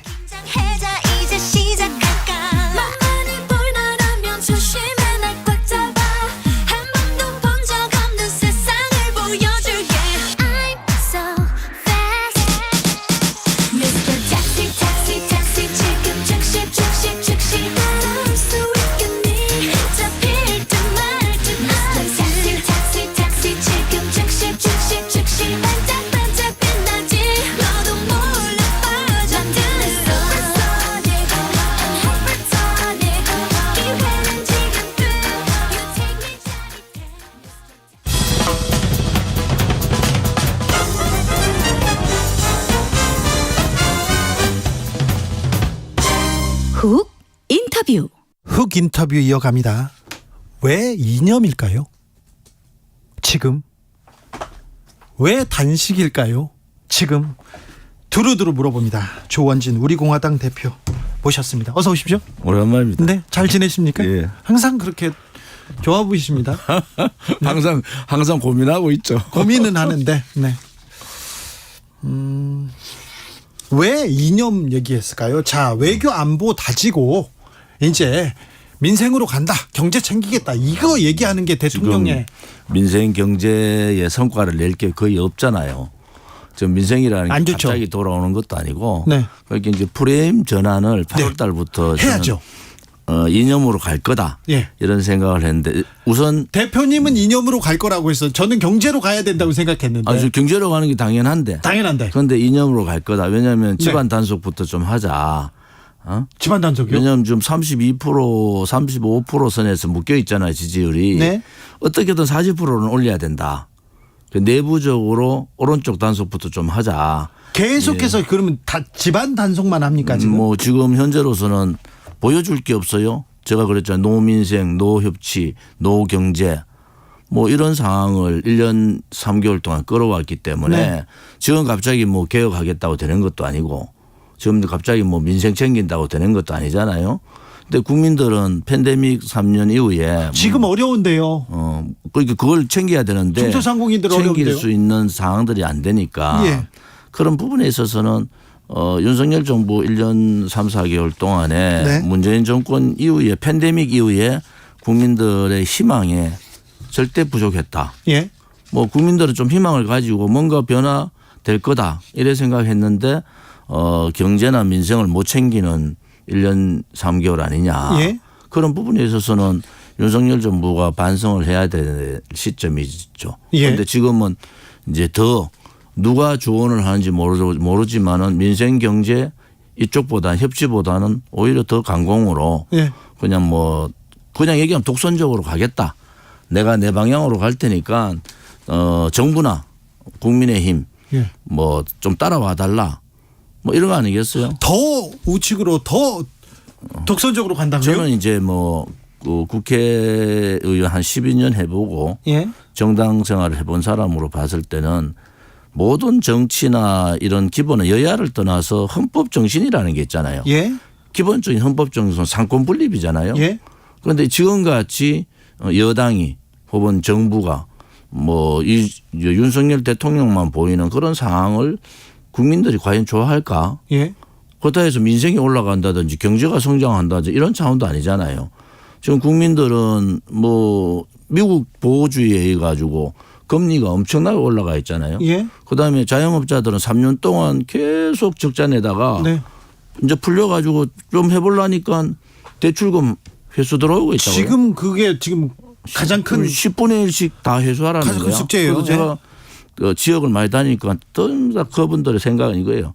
3년간 우리가 팬데믹 3년이니까 3년간은 좀 미뤄달라. 예. 3년간 미루고 그다음에 10%가 아니라 15% 20%라도 받아야 되지. 이제 조금 이제 시작하려고 그러는데 대출금 회수 전체적으로 10% 좀 다 회수하고 있다. 이 민심이 볼볼 끓는데 과연 청와대나 당에 있는 사람, 특히 여당의 국민의힘에 있는 사람들 이런 민심을 제대로 아느냐. 민심을 알면은 그 연찬회 때 민생 얘기를 해야죠. 예. 이제는 그 팬데믹 때 어려웠던 자영업자나 중소상인들, 서민들을 위한 정책으로 본격적으로 들어가겠다. 이 선언 한마디가 국민들한테 굉장히 활력이 되거든요. 예. 그런데 이게 그게 아니고 나를 따라라 섭섭하겠죠. 왜냐하면 뭐 내각이라는 게 다 그렇잖아요. 관료 직업적 관료라는 사람들은 자기 생각보다는 그냥 따라가는 거고 예. 국민의힘은 말을 못하게 만들어 놨잖아요. 예. 그럼 어떻게 해요? 이철규 사무총장이 뭐 당신 생각 따르면 우리 같이 못한다 이렇게 선언을 해버리니까 예. 지금으로 봐서는 국민들이 이틀 사이에 답답하실 것 같아요. 자, 답답하죠. 자, 보수 조원진이 보는 홍범도 장군. 홍범도 장군은 독립군 맞죠? 우리나라 역사가 예. 근현대사를 보면은 이제 우리가 1900년도 예. 그다음에 일제 36년 그리고 정부 수립 건국 예. 그리고 전쟁 이제 대한민국 이제 그 산업화 민주화 예. 이런 그 역사의 과정들이 있잖아요. 예. 그 과정들을 그 시대의 상황들이 다 있는 겁니다. 네. 그래서 그 시대의 상황들을 우리가 어떻게 인식할 거냐. 예. 또 하나는 문재인 정권에서도 육사에다가 그 흉상 설치할 때 국민들 동의 안 얻었어요. 단지 문재인 정권에서 그랬으니까 우리는 그렇게 하지 않는데 이게 아니고 예. 국민들한테 혹은 여러 사람들하고 여러 가지 협의를 해서 예. 자 이런 부분들이 국민 공감대가 있으면은 네. 뭐 하는 거 아니겠어. 어느 날 갑자기 뭐 지금 민생 얘기해야 되는데 갑자기 이념을 그렇죠. 강하게 얘기하고 또 그 이념 안에서 지금 뭐 흉상 문제를 민생 챙기라고 하니까 흉상 얘기하는 흉상을 챙기고 있으니까 예. 국민들은 지금 홍범도 장군이 흉상이 중요한가? 그렇죠. 그런 거 아니겠어요? 그렇죠. 저는 사실은 뭐 그런 이전 부분에 대해서는 육사가 네. 우선 국방부가 자발적으로 했었으면 하는 바람인데 네. 이것이 자발적이 아니고 국방부 장관이나 육사에서 아무런 제처가 없었는데 용산에서 제처가 없었는데 그걸 자발적으로 했을까 그런 부분들은 이미 이제는 이념으로 가겠다. 네. 그러니까 그 이념 안에 홍범도 장군도 네. 속해 있다. 네. 이렇게 보는 거죠. 그렇습니까? 아무튼 박근혜 전 대통령 그리고 박정희 전 대통령이 이렇게 계속 그 철학을 모시는 우리 공화당 아닙니까? 이승만 대통령도 모시죠. 네, 알겠어요. 자, 그 얘기가 나오면 그럼 공산주의 전력이 있으면 안 됩니까? 박정희 전 대통령은요. 공산주의자가 아니죠. 박 대통령은 이미 네, 전향했으니까. 이미 마음을 바꾸고 이 나라의 경제 발전에 혁혁한 자리를 잡아주신 분 아닙니까? 공산주의 하다가 넘어오신 거 아니에요? 그거는 이미 국민들이 네.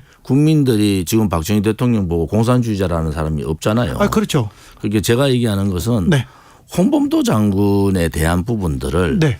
독립투사로서 예. 독립투사로서의 공이 있잖아요. 예. 그 공과 또 이후에 역사적으로 이제 검토를 해봐야 될 그런 상황들은 좀 구분을 해라. 네. 이거를 다 둘을 묶어 가지고 예. 공도 없어지고 그냥 이거 과만 가지고 이래 하는 거는 뭐 저는 그 당시에 뭐 중국도 공산주의 국가고 소련도 그렇고. 공산주의 국가잖아요. 네. 그러니까 그런 부분에 있어서는 우리가 좀 더 냉정한 평가가 필요하다. 그렇죠. 보수 조원진이 보는 홍범도의 평가도 이런데 왜 대통령은 이렇게 지금 대통령이 2년으로 프레임 전환을 했다는 것은 네. 누군가가 옆에서 예. 그런 조언을 하셨을 거예요. 예. 그런데 저는 그거는 옳지 않다. 오히려 네. 총선 때까지 민생에 올인하는 그러한 모습들이 총선 결과가 좋은 결과를 바랄 수 있는 거 아니냐. 이런 알겠습니다. 네. 대통령 지지율 얘기를 아까 대표님께서 했습니다. 윤 대통령 국정 운영 잘하고 있다 33%, 잘못하고 있다 59%, 엠브레인 퍼블릭, K-스탯 리서치 그리고 코리아 리서치, 한국 리서치가 28일, 30일 진행한 여론조사에서 이런 집계가 나왔습니다. 자세한 내용은 중앙선거 여론조사 심의위원회 홈페이지 참조하시면 됩니다. 이재명 대표는 왜 단식을 했을까요? 내부적으로 네. 이제 정기국회에서 체포동의안 안건이 올라올 텐데 내가 단식까지 하는데 네. 당신들이 부결 좀 시켜달라 그겁니다. 잠시만요. 단식에 나섰어요. 민주주의를 구하겠다. 근데 검찰 수사도 계속 있고 그런데 내부용이라고요? 내부용이죠. 사법 리스크에 대한 대응이다. 저는 그래 보지. 지금 뭐 생뚱맞게 왜 단식하지? 국민들한테 이재명 대표가 단식을 시작했어요. 그러면 그 당신의 명분이 떨어진다. 이재명 대표가 아닌 혹은 다른 예를 들어서 뭐 박강원 원내대표가 단식을 들어갔다. 이런 입장하고는 좀 다른 거 아닌가요? 그런데 뭐 민주주의를 이렇게 바로 세우겠다, 지키겠다 얘기했고 오염수 막지 못해서 오염수 얘기하고 있고 윤석열 정부가 헌정질서 민주주의 파괴하고 있다. 이 국민들 향해서 정쟁을 하고 있다. 그래서 이제 이걸 막겠다고 이렇게 말은 지금 이재명 대표가 그렇게 세 가지인가 네 가지 했는 네. 말들은 어느 정도 일리가 있어요. 그런데 국민들의 생각은 이재명 대표가 말한 것보다 이재명 대표가 지금 처해 있는 상황들을 더 잘 알고 계신다. 네. 그런 입장으로 봐서는 이재명 대표의 단식은 크게 호응을 못 얻을 거다 이래 봅니다. 이재명 대표 취임 1년을 맞았습니다. 취임 1년 어떻게 보십니까? 저는 윤석열 대통령, 윤석열 정부에 점수를 많이 주는 사람이 아닌데 네. 그것은 많은 실정이 있었다는 거 아닙니까? 예. 또 민주당이 뭐 1 특검 4 국조 예. 이렇게 국정조사 요구하잖아요. 그만큼 문제가 많았다는 거 아닙니까? 그런데 네. 왜 민주당이 지지율이 안 오르는 거가 그것은 어떤 일이 터지면은 이재명 대표의 사법 리스크가 항상 나오면서 덮여버려요. 그러니까 지금 국민의힘이 민주당이 국민의힘보다 지지율이 떨어지는 이유도 민주당이 문제가 있죠. 사실은 뭐 부패한 여러 가지 있고 김남국 문제도 있고 돈봉투 문제도 있고 있잖아요. 네. 그런데 국민의힘도 잘하지 못하잖아요. 네. 그러면 야당은 프레임이 있는 거예요. 예. 항상 집권 여당보다는 야당의 프레임이 있는데 그러한 과정들이 이재명 사법 리스크에 갈 때마다 다 덮이는 거예요. 그것이 뭐 검찰발이 됐던 그 윤석열 정부발이 됐던 그렇죠. 그런 상황으로 가고 있는 정부 여당이 그리고 검찰에서 사안이 실정이 있을 때마다 이재명 카드로 덮는 거 아니냐 이런 얘기도 이재명 사법 야당에서 리스크가 얘기합니다. 없었으면 네. 덮을 수도 없잖아요. 예. 제가 말씀드리잖아요. 박강원 원내대표가 오늘같이 선언을 했다. 이거는 대단히 큰 이슈가 돼요. 그런데 이재명 대표가 갑자기 단식을 한다. 그거는 뭐 국민들한테 그렇게 큰 호응을 못 얻는다 이래 보는 거죠. 여의도는 지금 다 총선으로 지금 생각이 다 넘어갔는데요. 한동훈 법무부 장관 어떻게 해야 할까요? 어찌 보십니까? 저는 한동훈 법무부 장관은 국회 가서 좀 배워라. 네. 이제 검찰이나 법무부 장관이 아니고 예. 국회를 그것도 지역구로 나가서 네. 지역구 유권자들하고 국민들하고 좀 직접 접촉을 할 필요가 있겠다. 지금 국회 와가지고 직접 이렇게 대국민 홍보전 하지 않습니까? 뭐 직접 해보면은 예. 국회의원이 그렇게 간단한 자리가 아니다. 예.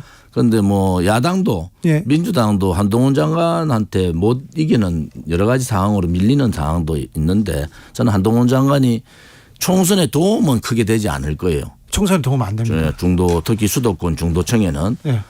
그것은 민주당이 어떻게 보면 한동훈 장관을 그렇게 모은 거는 있어요. 그런데 한동훈 장관이 뭐 국회로 갈 수밖에 없지 않느냐. 네. 총선에 큰 도움이 수도권에 도움이 돼야 되는데 네. 한동훈 장관이 그렇다 해가지고 지방 가지는 않을 거 아니에요. 예. 지금 수도권 뭐 인재가 없다, 네. 인재 부재론 이런 얘기하다가 수도권 뭐 위기론 이렇게 나올 때 한동훈 장관을 활용하고 싶겠죠.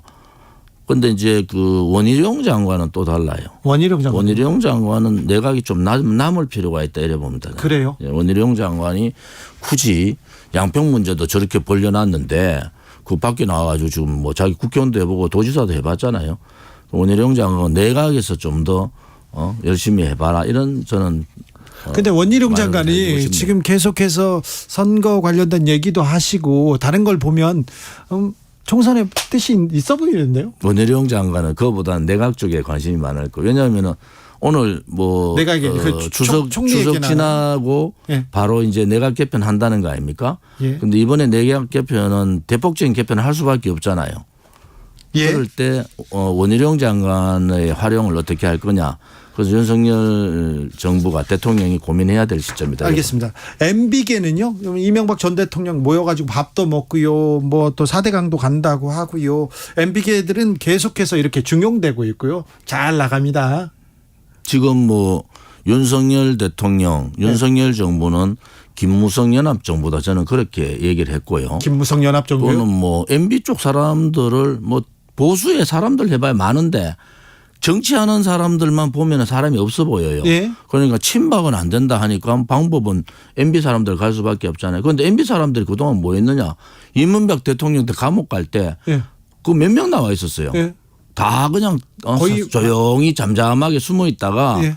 이제 사람 없으니까 뭐 청와대 지금 그 용산 대통령실에 예. 연결고리가 있다고 예. 친이계들이 그렇죠. 거기에 자리를 차지하고 있으니까 네. 사람을 청거하고 사람을 올리는 게 그런 사람들밖에 없어요. 이동관도 그렇고 유인천도 그렇고 뭐 아무튼 김무성 마포 포럼에 예. 속해 있던 사람들이 공공기관 예. 사장으로 많이 갔어요. 예. 그건 뭘 의미하느냐. 사람의 이제 풀을 너무 못 본다. 그러니까 예. 윤 대통령이 정치를 안 했다는 게 검찰하고 정치를 넘어오셨다는 게 인재 풀을 찾을 수 있는 방법을 모르시는 거야. 예. 그러니까 대통령실에 있는 친이계 사람들이 청구하는 사람들로 가는 거 아니겠습니까? 그런데 사람들은 되게 제가 밖에 나와 보니까 정말 사람들이 보수에도 사람이 많아요. 바깥에도. 예. 그런데 그런 사람들 추천 자체를 안 하니까 그게 언로가 막혔다는 거죠. 네. 그러니까 결국은 MB계 사람들이 왜 다 들어갈 수 있느냐. 그래서 제가 그랬죠. 이거는 사실은 김무성 연합정부를 얼마나 좀 답답하겠어요. 윤 대통령이 김무성 연합정부 형태로 가버린 겁니다 지금. 김무성 전 대표는 어떤 역할을 할까요? 김무성 대표는 사법 리스크, 그것도 사법 리스크가 있어요. 사법적인 문제를 해결 안 된 거 있으니까 뒤에서 상황 노릇하고 있다고. 뒤에서 상황? 이 지금 그러면 대통령실을 움직이는 상황이 지금 김무성이라고 얘기하시는 건가요? 뭐 대통령이 하시겠죠. 네. 대통령 말고. 청거하는 사람. 네. 청거하는 사람이 누군가. 네. 인사는. 다 친이계들이다. 그렇죠. 장지원 의원이 네. 여러 가지 올렸다가 한 150명 정도 정리가 됐는데도 아직도 그렇잖아요. 네. 그러니까 다 지금 뭐 강성규 뭐 수석이나 정무수석이나 이런 사람들이 다 친이계 그렇죠. 쪽 사람들이다. 네. 그런 입장으로 봐서는 좀 인사에서 좀 탈피를 하셔라. 예. 강호에는 인재들이 많다. 네. 대통령이 너무 그런 사람들의 추천만 받지 마라 이런 얘기죠. 김무성 전 대표가 공관위원장 하마평 나는데 전쟁하자는 거지. 그러면요? 그러면 조은진하고 전쟁합시다 이런 거지. 친박계 하고도. 친박계가 어디 있습니까? 자, 그럼 친박계 박근혜 전 대통령 이제 좀 움직이십니까? 박 대통령은 뭐 유영하 변호사 통해서 얘기를 하셨지요. 예. 현역 정치인들은 저를 비롯해 아무도 안 만납니다. 네. 대통령 그런 입장을 갖고 계신 것 같아요. 그래서 제가 뭐 서청원 전 대표나 최경환 장관이나 다 이렇게 만나보잖아요. 네. 뭐 각자 도생하는 수밖에 없지 않느냐. 대통령께서 아무튼 정치인들을 안 만나시니까 다른 방법 없지 않느냐. 그래요? 그렇게 얘기를 하고 있습니다. 최경환 전 장관은 지금 무소속 나간다 하더라고요. 그래요? 우리 공화당은 저는 뭐 당 대표니까 네. 우리 공화당으로 출마를 하는 거고. 그럴까요? 네, 알겠습니다. 자, 이준석, 유승민 이런 분들은 어떻게 됩니까? 윤석열 대통령 스타일로 껴안겠습니까? 아니, 쉽지 않을 것 같은데요. 안 껴안죠. 네. 결국은 그 여파가 예. 이제 소위 여야 간의 그 분당 사태가 벌어질 수 있는 경우도 되더라도 네. 대통령의 그러한 마음들을 바꾸시지는 않으실 것 같아요. 그래요? 그렇다고 뭐 대통령한테 아이고 안 됩니다. 이준석이 좀 살립시다. 유승민은 버리고 이준석은 살립시다 할 수 있는 국민의힘에 의원도 없어요. 예. 결국은 이제 10월 달 정도 되면은 네. 공천 윤곽들이 잡히잖아요. 네. 그때부터 이제 요동을 치는 거죠. 저는 뭐 국민의힘뿐만이 아니라 민주당도 네. 그 요동을 칠 상황이 온다. 공천관리위원장을 누굴 놓느냐에 따라서 네. 굉장히 다른 상황들이 전개될 수 있다. 이래 보는 거죠. 이게 의문이 안 풀려서 그러는데요. 대통령이 뉴라이트 이념에 이렇게 사로잡혔다 이렇게 얘기하는 사람도 있는데요. 그 김무성 전 대표 누가 이 뉴라이트 얘기를 계속 하실까요? 아니 지금 구성대가 있는 사람들이 네. 그런 구조로 돼가 있단 말이에요. 그렇죠. 제가 이게 그걸 빨리 벗어나야 되는데 네. 한쪽 얘기를 계속 들으면은 네. 대통령이 정치를 오래 하신 게 아니잖아요. 예. 인생의 철학을 갖고 있을지 몰라도 네. 국정 운영의 철학이나 정치에 대한 철학을 갖고 계신 건 특히 이념에 대한 철학은 확실히 없단 말이에요. 네, 없으셨어요. 그러니까 누군가가 네. 뭐 우리는 뭐 사실은 윤석열 대통령이 아니 보수인가 진보인가 고민도 많이 했다고 해요, 사실은. 그런데 지금의 윤석열 대통령의 방향은 바뀌었잖아요. 예. 그러면 용산 대통령실이나 또 이제 사람들을 계속 채용해서 사람들을 이제 인재로 이제 각 부서에 놓는 사람들이 대부분 네. 다 그런 성향대의 사람들이 있잖아요. 예. 그게 이념파로 간 길을 누가 자꾸 옆에서 얘기를 하는 거겠죠. 네. 사실은 지금은 이념에 대한 부분들은 분명히 지켜야 될 것은 네. 헌법적 가치를 지키는 건 맞아요. 예. 그런데 이제 지금은 너무 어려우니까 민생 경제에 좀 올인하는 그러한 정부가 됐으면 바람입니다. 그래요? 그러게요. 온 국민이 바라고 있어요. 근데 언제까지 이렇게. 결국은 총선이라는 그 수도권인 그 집권 여당 예. 특히 대통령의 정당에는 점수를 많이 안 줍니다. 수도권에서는 항상 어려웠죠. 어렵죠. 예. 8번 그 수도권 선거 중에서 예.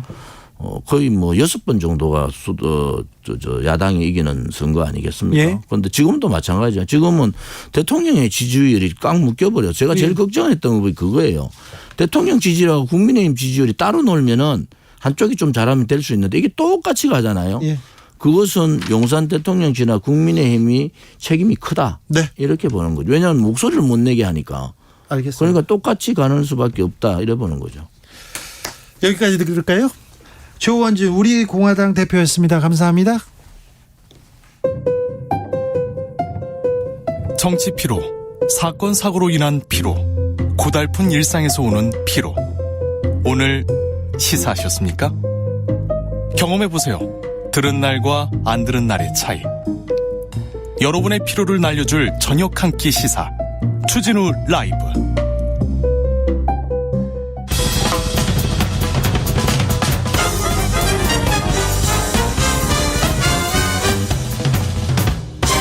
훅 인터뷰. 어제 북한이 동해상으로 미사일 2발을 발사했습니다. 한미 연합훈련이 있는데요. 북한 최근에 남반부 영토를 점령하겠다 이런 얘기를 하면서 전군 지휘 훈련도 했는데요. 한반도 어떻게 지금 흘러가는 건가요? 김용현 동국대 북한학과 교수에게 물어봅니다. 교수님 안녕하세요. 네, 안녕하십니까? 네, 어제 탄도미사일 2발 발사했습니다. 네네. 모든 미사일에는 또 의미가 담기죠. 그렇습니다. 한 두세 가지를 이야기를 할 수밖에 없을 것 같은데요. 하나는 이제 어제 미국의 전략폭격기 B-1B라는 게 있습니다. 네. 이 B-1B 전략폭격기를 우리 이제 죽음의 백조라고도 이야기를 하는데. 그러니까요. 엄청나게 네, 무서워한다면서요? 그렇습니다. 이게 이제 뭐 잠깐 설명을 드리면. 네. 한 최대 57톤 정도의 무기를. 네. 그러니까 폭탄을 떨어뜨릴 수 있는데 핵무기는 쉽지는 않습니다. 그런데 이게 이제 스텔스 기능도 일부 있고 또 괌에서 출발해서 평양까지 오는데 2시간이면 옵니다. 2시간 만에요?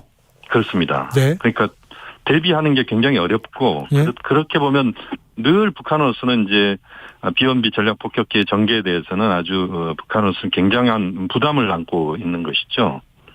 그래서 이제 이게 어제 훈련이 있었습니다. 네. 해상에서 거기에 대한 이제 대응 성격이 있다 이렇게 봐야 될 것 같고요. 네. 또 어제 그 미사일이 약 360km를 비행을 해서 동해에 탄착을 했는데 네. 대체로 이제 이 거리를 우리가 측정을 해보면 계룡대에 딱 맞는 거리입니다. 아, 그렇군요. 네네. 그래서 이제 계룡대를 겨냥한 것 아니냐 뭐 이런 이야기도 나올 수가 있을 것 같고요. 예. 뭐 크게 보면 지금 을지 자유의 방패 UFS라고 지금 연합훈련이 큰 훈련은 이제 오늘까지인데 네. 이 훈련을 하고 있는 것에 대한 북한의 반발과 대응의 성격이 강하다. 일단 이렇게 봐야 될 것 같습니다. 네. 북한이 미사일을 쐈는데 우리 군은 또 어떤 조치를 취했습니까? 우리 군이 이제 취할 수 있는 조치라고 하는 것은 특별한 대응 조치를 구체적으로 하지는 않습니다. 다만 이제 우리 군이 지금 UFS 연습, 그러니까 을지 그 프리덤 그 쉴드 연습, 이 연습을 지금 이제 하고 있는데 예정대로 연습을 진행하고 있는 것 외에는 특별하게 여기에 대한 대응 조치를 네.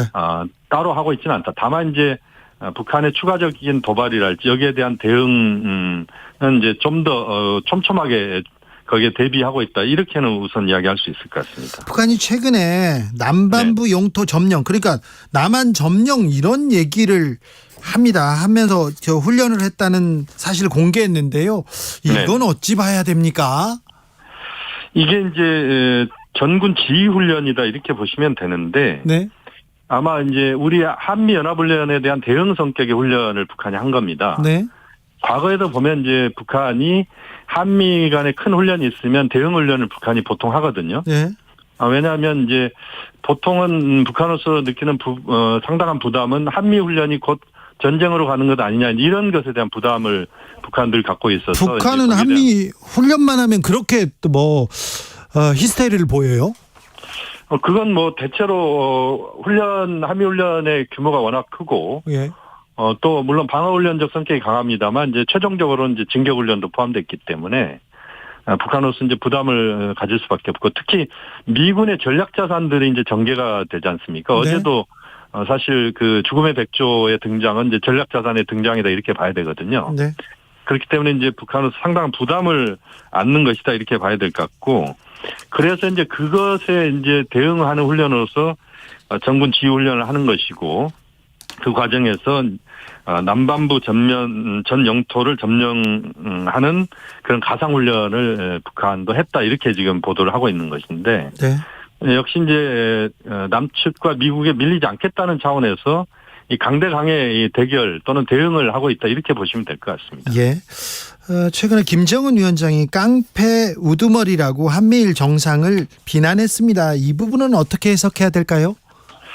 이것은 이제 지금 이제 북한의 그 발언들 그러니까 예. 북한 외무성이나 또는 북한의 주요 인사들의 발언들이 굉장히 지금 강한 톤으로 지금 나오고 있다 이렇게 말씀드릴 수밖에 없는데 북한 입장은 이제 이런 것 같습니다. 깡패 우두머리라는 표현을 그 저급한 표현들을 쓰긴 했는데 어쨌든 이제 한반도 정세가 불안한 것의 핵심은 한미일 순회에 있는 것 아니냐 이제 이런 문제제기입니다. 예. 다시 말씀드리면 윤석열 대통령, 바이든 대통령, 기시다 수상이 지난번 이제 캠프 데이비드 한미일 정상회의를 했는데 거기에 대한 이제 대응 형태로서 이제 한미일 정상을 이제 깡패 우두머리라는 표현을 쓴 거거든요. 네. 결국 지금의 상황에서 한 번 밀리면 한미일에 계속 밀릴 수밖에 없는 게 현재의 구도가 아니냐 그런 차원에서 네. 우선 강하게 좀 대받아치고 그 과정에서 북한 내부의 결속도 꾀하는 뭐 이런 차원에서 좀 거친 표현들이 나오고 있다 이렇게 우선 봐야 될 것 같습니다. 근데 한미일 이렇게 공조하고요. 동맹으로 간다고 얘기하고 그리고 한미 연합훈련 이렇게 나오는데 네. 북중러 이렇게 연합훈련 할까? 북한이 중국과 또 군사적으로 또 더 단단히 묶일까? 그거 걱정됩니다. 그 가능성들은 이제 군사훈련까지 가는 것은 쉽지는 않을 것 같습니다만, 어쨌든 한미일이 강화되면, 거기에 대응해서 북중러가 또 결속하는 것은, 네. 그것은 현재로서는 그렇게 갈 가능성이 매우 높다고 봐야 되겠습니다. 냉전 시대에도 보면 이제 한미일 대 북중러, 우리가 흔히 남방 삼각동맹 대 북방 삼각동맹 이런 표현을 썼는데, 거기까지는 가지 않겠습니다만 어쨌든 북중러가 그 한미일에 대응하는 형태로 뭉치는 이런 형태가 지금 나타나고 있고, 그것은 이제 우크라이나 전쟁 때문에 만들어지는 측면도 있고, 네. 또 지금 상황에서 북한에 대한 한미 또 한미일의 압박에 대한 이제 반발 형태로서 북한이 중국 러시아와 보다 긴밀하게 협조하는 이런 구도가 지금 서서히 만들어지고 있는 좀 우려스러운 상황이 지금 만들어지고 있다, 이렇게 봐야 되겠습니다. 지난번에 러시아 국방장관이 전쟁 중인데 북한을 방문했어요. 그 쇼이구 국방부 장관 다녀간 이후에 러시아와 북한 군사적으로 교류하는 거 아니냐, 무기 교류하는 거 아니냐, 이런 걱정 드는데요. 그 가능성은 저는 있다고 봅니다. 그러니까 지금 팩트로서 확인을 정확하게 아직 하고 있지는 못합니다만, 어쨌든 러시아 입장에서는 지금 우크라이나 전쟁이 장기화되고 있지 않습니까? 네. 그렇게 보면 전쟁 물자, 특히 포탄이나 이런 부분이 이제 부족한 것으로 저희들이 파악하고 있는데, 그 과정에서 이제 북한 쪽에 그 전쟁 물자들이 러시아 쪽으로 가고, 그다음에 러시아가 북한에 줄 수 있는 것들이 대체로 보면 식량일 가능성이 높습니다. 그러니까 북한은 이제 식량이 지금 상당히 부족한 상황이고, 예. 그렇게 보면 전쟁 물자 대 이제 식량의 교환, 구상무역 형태로 비공식적으로 이루어질 가능성은 저는 충분히 있다라고 보고, 또 한편은 이제 북한의 핵과 미사일 관련돼서 핵은 거의 완성이 됐다고 보고, 예. 미사일 부분에서 이제 유도 장치랄지 또는 여러 기술적인 부분에 있어서 좀 북한이 좀 부족한 부분들, 이런 것들이 러시아로부터 좀 도입될 수 있다, 이런 우려는 저는 충분히 할 수 있다고 봅니다. 알겠습니다.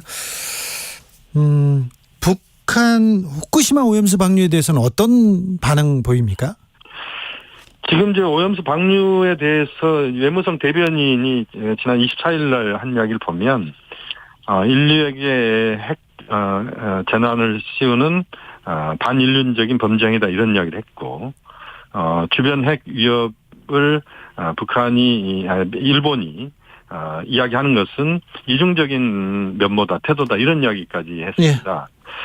지금 이제 북한이 구체적으로 오염수 방류에 대해서 이야기를 하고 있지는 않습니다만, 외무성 대변인 성명을 통해서랄지 북한 언론을 통해서는 반발하는 모습이 지금 계속 나오고 있는 사실입니다. 네. 말은 바로 했다, 이렇게 분석하는 사람들도 있습니다. 저 마지막으로 하나만 묻겠습니다. 짧게 묻겠습니다.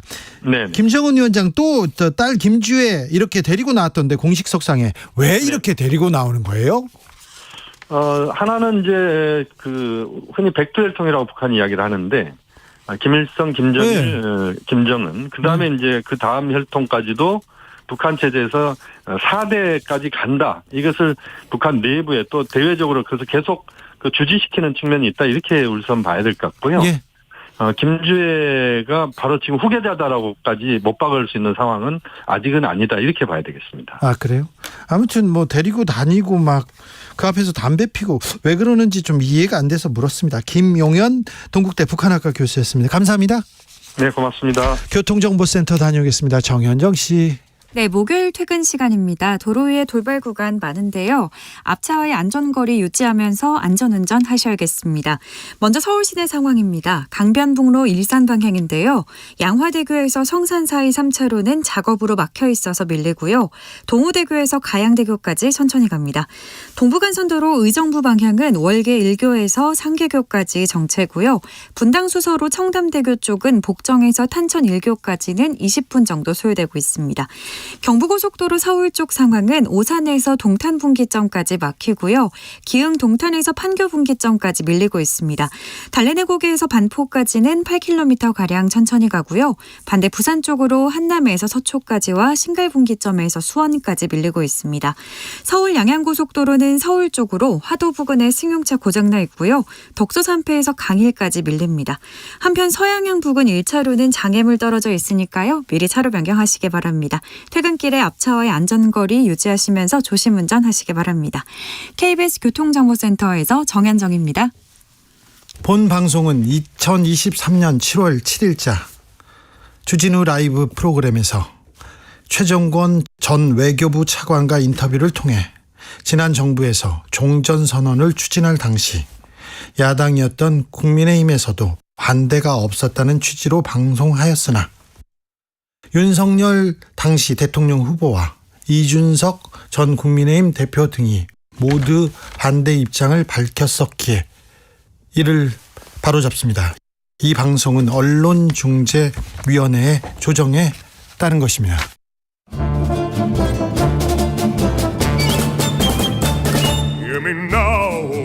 여기도 뉴스 저기도 뉴스 빡빡한 시사 뉴스 속에서 가슴이 답답할 때 뇌 휴식을 드리는 시간입니다. 오늘도 맛있는 책을 만나보겠습니다.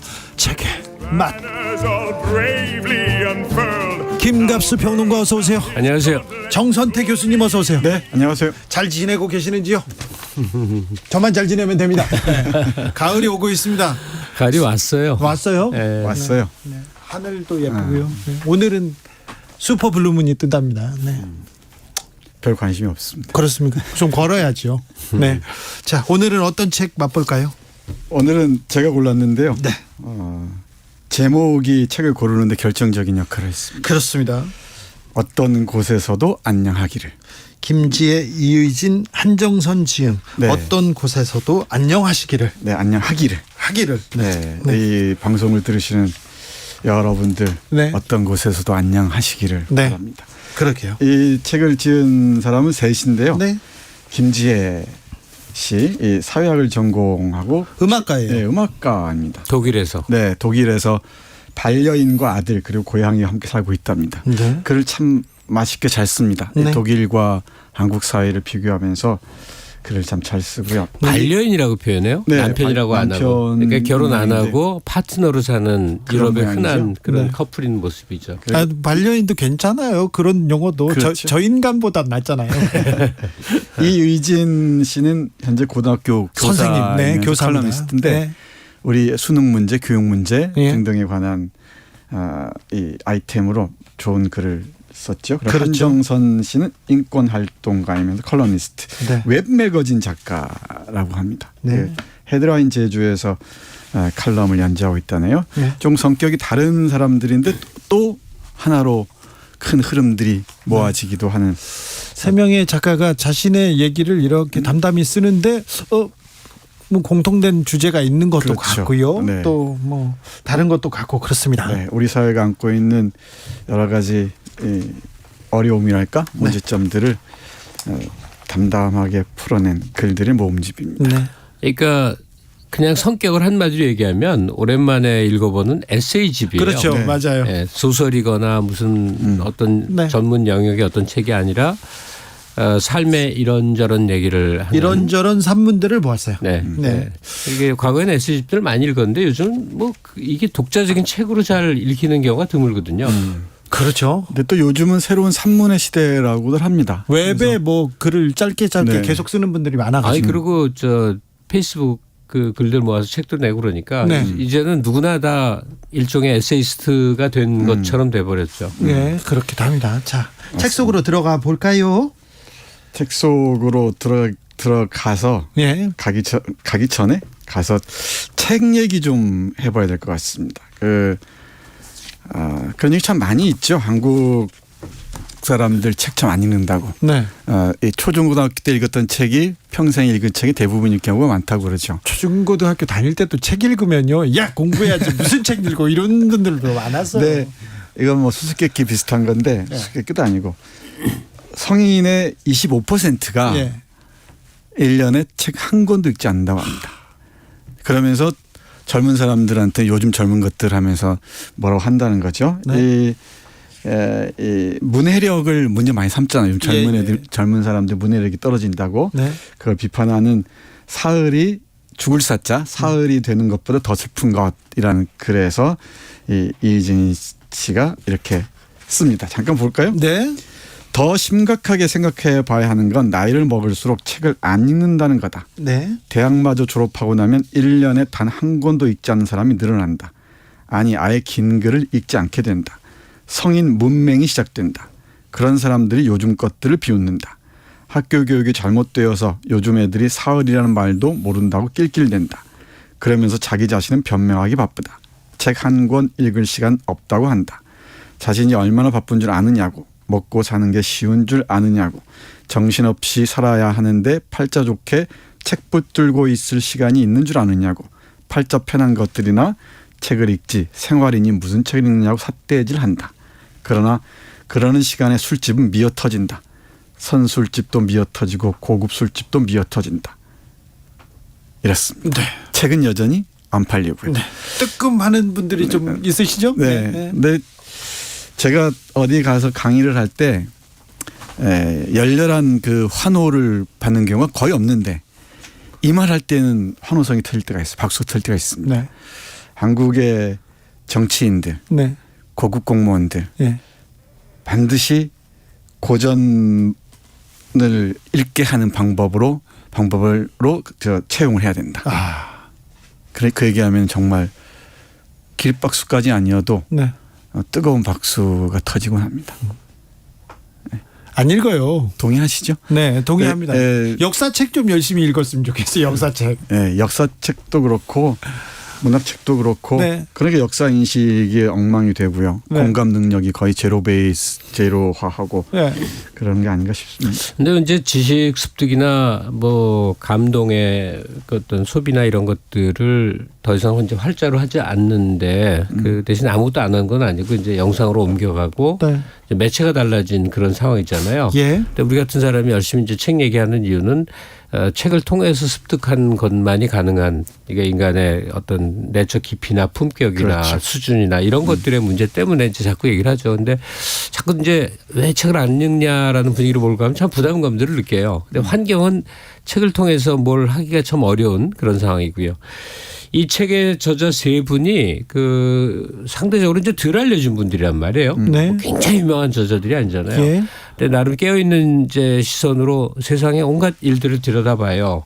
장애인들의 현실 얘기가 책 앞부분에는 참 많이 나오고 또 교사하시는 분은 교육 현장에서 느끼는 것, 제주살이 하시는 분은 그 중년 비혼 여성으로 살아가는 그 애처로움 또는 뭐 제주 생활의 특성 이런 것들이 이제 우리가 깨어있는 감각과 시각으로 세상 곳곳을 막 얘기하면 너무 아픈 데도 많고 괴로움도 많은데 실제 우리의 삶에서 현장에서 느껴지는 것과 이렇게 같은 수위에 네. 가르치는 입장이 아니라 같은 수위에 이런저런 것들이 이렇게 다가와서 좀 잔잔하게 아픈 얘기인데 잔잔하게 읽히는 뭐 그런 성격의 책입니다. 네, 맞습니다. 이웃에 있을 법한 사람 얘기예요. 네. 예를 그 김갑 선생 말씀을 이어받아서 예를 들면은 그 독일살이하는 김지혜 씨가 쓴 글이 하나 있습니다. 네. 우리는 무엇을 두고 쓰레기라고 하는 건데 독일 얘기할 때마다 또는 북유럽 얘기할 때마다 뭐 트럭 운전사나 청소부나 국회의원이나 뭐 교수나 거의 뭐 큰 차이가 임금 차이도 없고 사회적 인식의 차이도 없다고 하잖아요. 한국은 왜 그럴까 하는데 거기 하나 이런 인용을 합니다. 저도 기억이 나는데 어떤 시의원이 한 말이라고 하죠. 환경미화원은 특별한 지식이나 기술이 필요 없는 업종이다. 환경미화원은 신의 직장, 로또 인사, 로또 자리 이런 식으로 얘기했다는 거예요. 예. 여기에 대해서 이 김지혜 씨는 이렇게 얘기합니다. 환경미화원의 월급이 왜 이렇게 많냐며 한 시의원은 이렇게 투덜거렸다. 미안하지만 내 눈에는 대한민국의 의원직이야말로 특별한 지식이나 기술이 필요 없는 업종으로 보인다. 산재로 다치거나 죽을 일 없는 신의 직장이고 로또 자리 말이다. 계단 아래 사람이 생활할 수도 없는 공간을 사람에게 내어주고 콧노래도 부르지 말고 앉지도 말라고 이야기하는 사회. 청소 환경미화원들의 그 환경을 얘기하는 거죠. 교통에 방해되고 시끄러우니 모두가 잠든 시간 조용히 일하라고 청소 노동자에게 말하는 사회. 누군가의 존재를 숨기고 지어내는 사회는 과연 정상일까? 문득 궁금해진다. 우리에게 쓰레기는 무엇인가? 우리는 지금 무엇을 두고 쓰레기라고 하는가? 예. 끄덕이게 합니다. 고개를. 네. 우리 저 PC주의란 말 이제는 많이 알려졌죠. 정치적 올바른 얘기하는 거. 예. 근데 이제 그 PC주의적 관점에서 쓴 게 굉장히 조롱받는 세상이잖아요. 예. 예. 근데 이 책은 처음부터 끝까지 PC주의라고 보시면 돼요. 네. 소수자에게 뭐에 대해서 세상 모든 문제에 대해서 흔히 말하는 올곧고 올바른 얘기의 시각으로 제 여성이 모든 사물을 바라봅니다. 그래서 뭐 생활 속에서 정치 얘기, 생활 속에서 다른 교육 얘기를 계속 하고 있는데 네. 왜 그렇게 됐을까요? 얼마 전에 한 가수 김윤아 씨가 오염수 문제에 대해서 얘기를 했어요. 자기 생각을 했는데 뭐 보수 언론에서 그리고 그 엄청나게 뭐 댓글에서 거의 혐오스러운 글을 갖다가 이렇게 써도 되는 걸 보고 왜 이렇게 됐지 이런 생각에 굉장히 섬뜩했습니다. 참 대학에서 가르치는 사람으로서 참 어려움이 많습니다. 어떤 게 옳은지, 예. 어떤 게 정의로운지, 예. 어떻게 행동해야 되는지 가르치기가 참 어려워져. 아니 그런데 자기 생각을 얘기했다고 해서 이렇게 비난받는다 이거는 아니잖아요. 그러니까 지금 정 교수도 그러잖아요. 어떤 걸 옳다고 가르쳐야 되는지 모르겠다라고 하는데 저는 약간 견해가 다른 게 그 옳은 건 상대적일 수 있는데 각각의 다른 얘기들이 각각 주장될 수 있어야 되는데 그렇죠. 예. 그 집단 떼거리로 그냥 매도해버리는 저도 많이 겪는 일이거든요. 네. 어떤 의견을 냈다가 어마어마한 이제 공격과 반론을 받는데 사실 생각이 있어서 하는 소리인데 말이에요.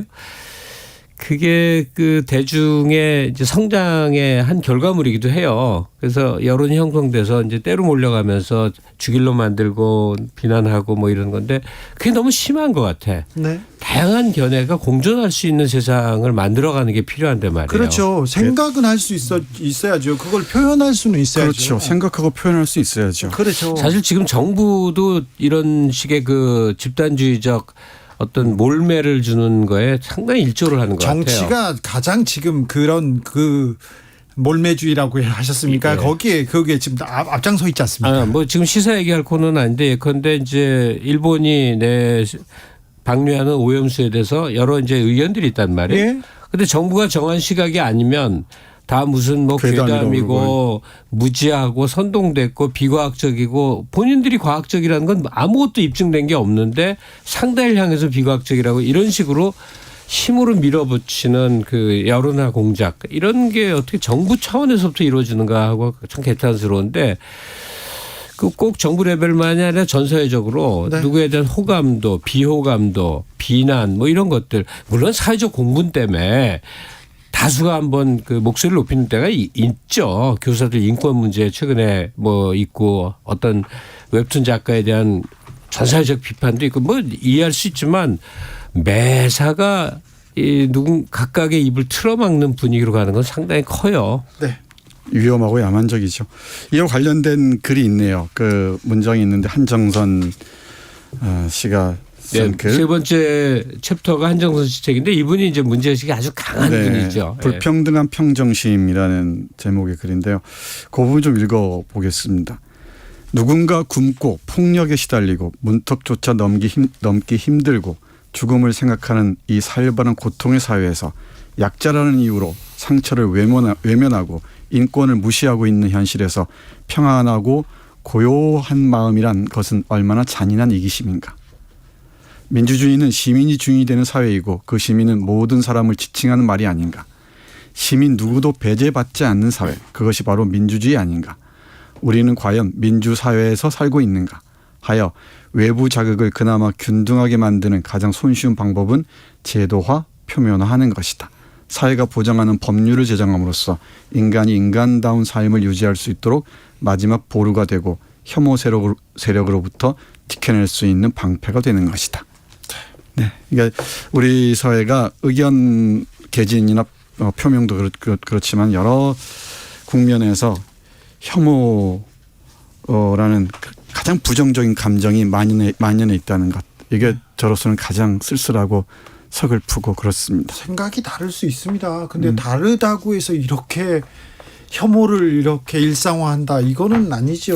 그래서 이제 그거를 뭘로 정리할 수 있을까? 오늘 소개해드리는 어떤 곳에서도 안녕하기를 이 책의 세 저자의 입장을 보면 물론 이제 깨어있는 시각으로 세상의 많은 문제를 바라보고 비판적으로 성찰하고 이제 이런 얘기들인데 지금 이 시간에 우리가 셋이 개탄하고 있듯이 아직은 획일적 어떤 방향으로 사회가 몰려가는 거를 그리고 이 저자 세 분이 안타까워하는 거를 총체적으로 보면 지금 우리 사회의 모든 문제의 근원을 좀 이렇게 집약적으로 표현할 수 있는 건 반지성주의가 아닐까 싶어요. 맞습니다. 네. 그러니까 반지성이라는 게 의미하는 바는 뭐냐면 그냥 집단적 폭력의 힘과 폭력이 난무하는 그런 세상의 모습인데 이 국가 권력서부터 각각 작은 사회 단위에 또는 사회적 위치, 위아래 관계에서 힘이 지성을 압도해버린 사회 모습이 현재 우리가 살고 있는 한국 사회의 근본적인 고통스러운 면모가 아닌가 싶어요. 네. 그래서 어떤 곳에서도 안녕하기를 그렇게 들고 있잖아요. 각제도생이라는 말이 떠오르기도 하죠. 네.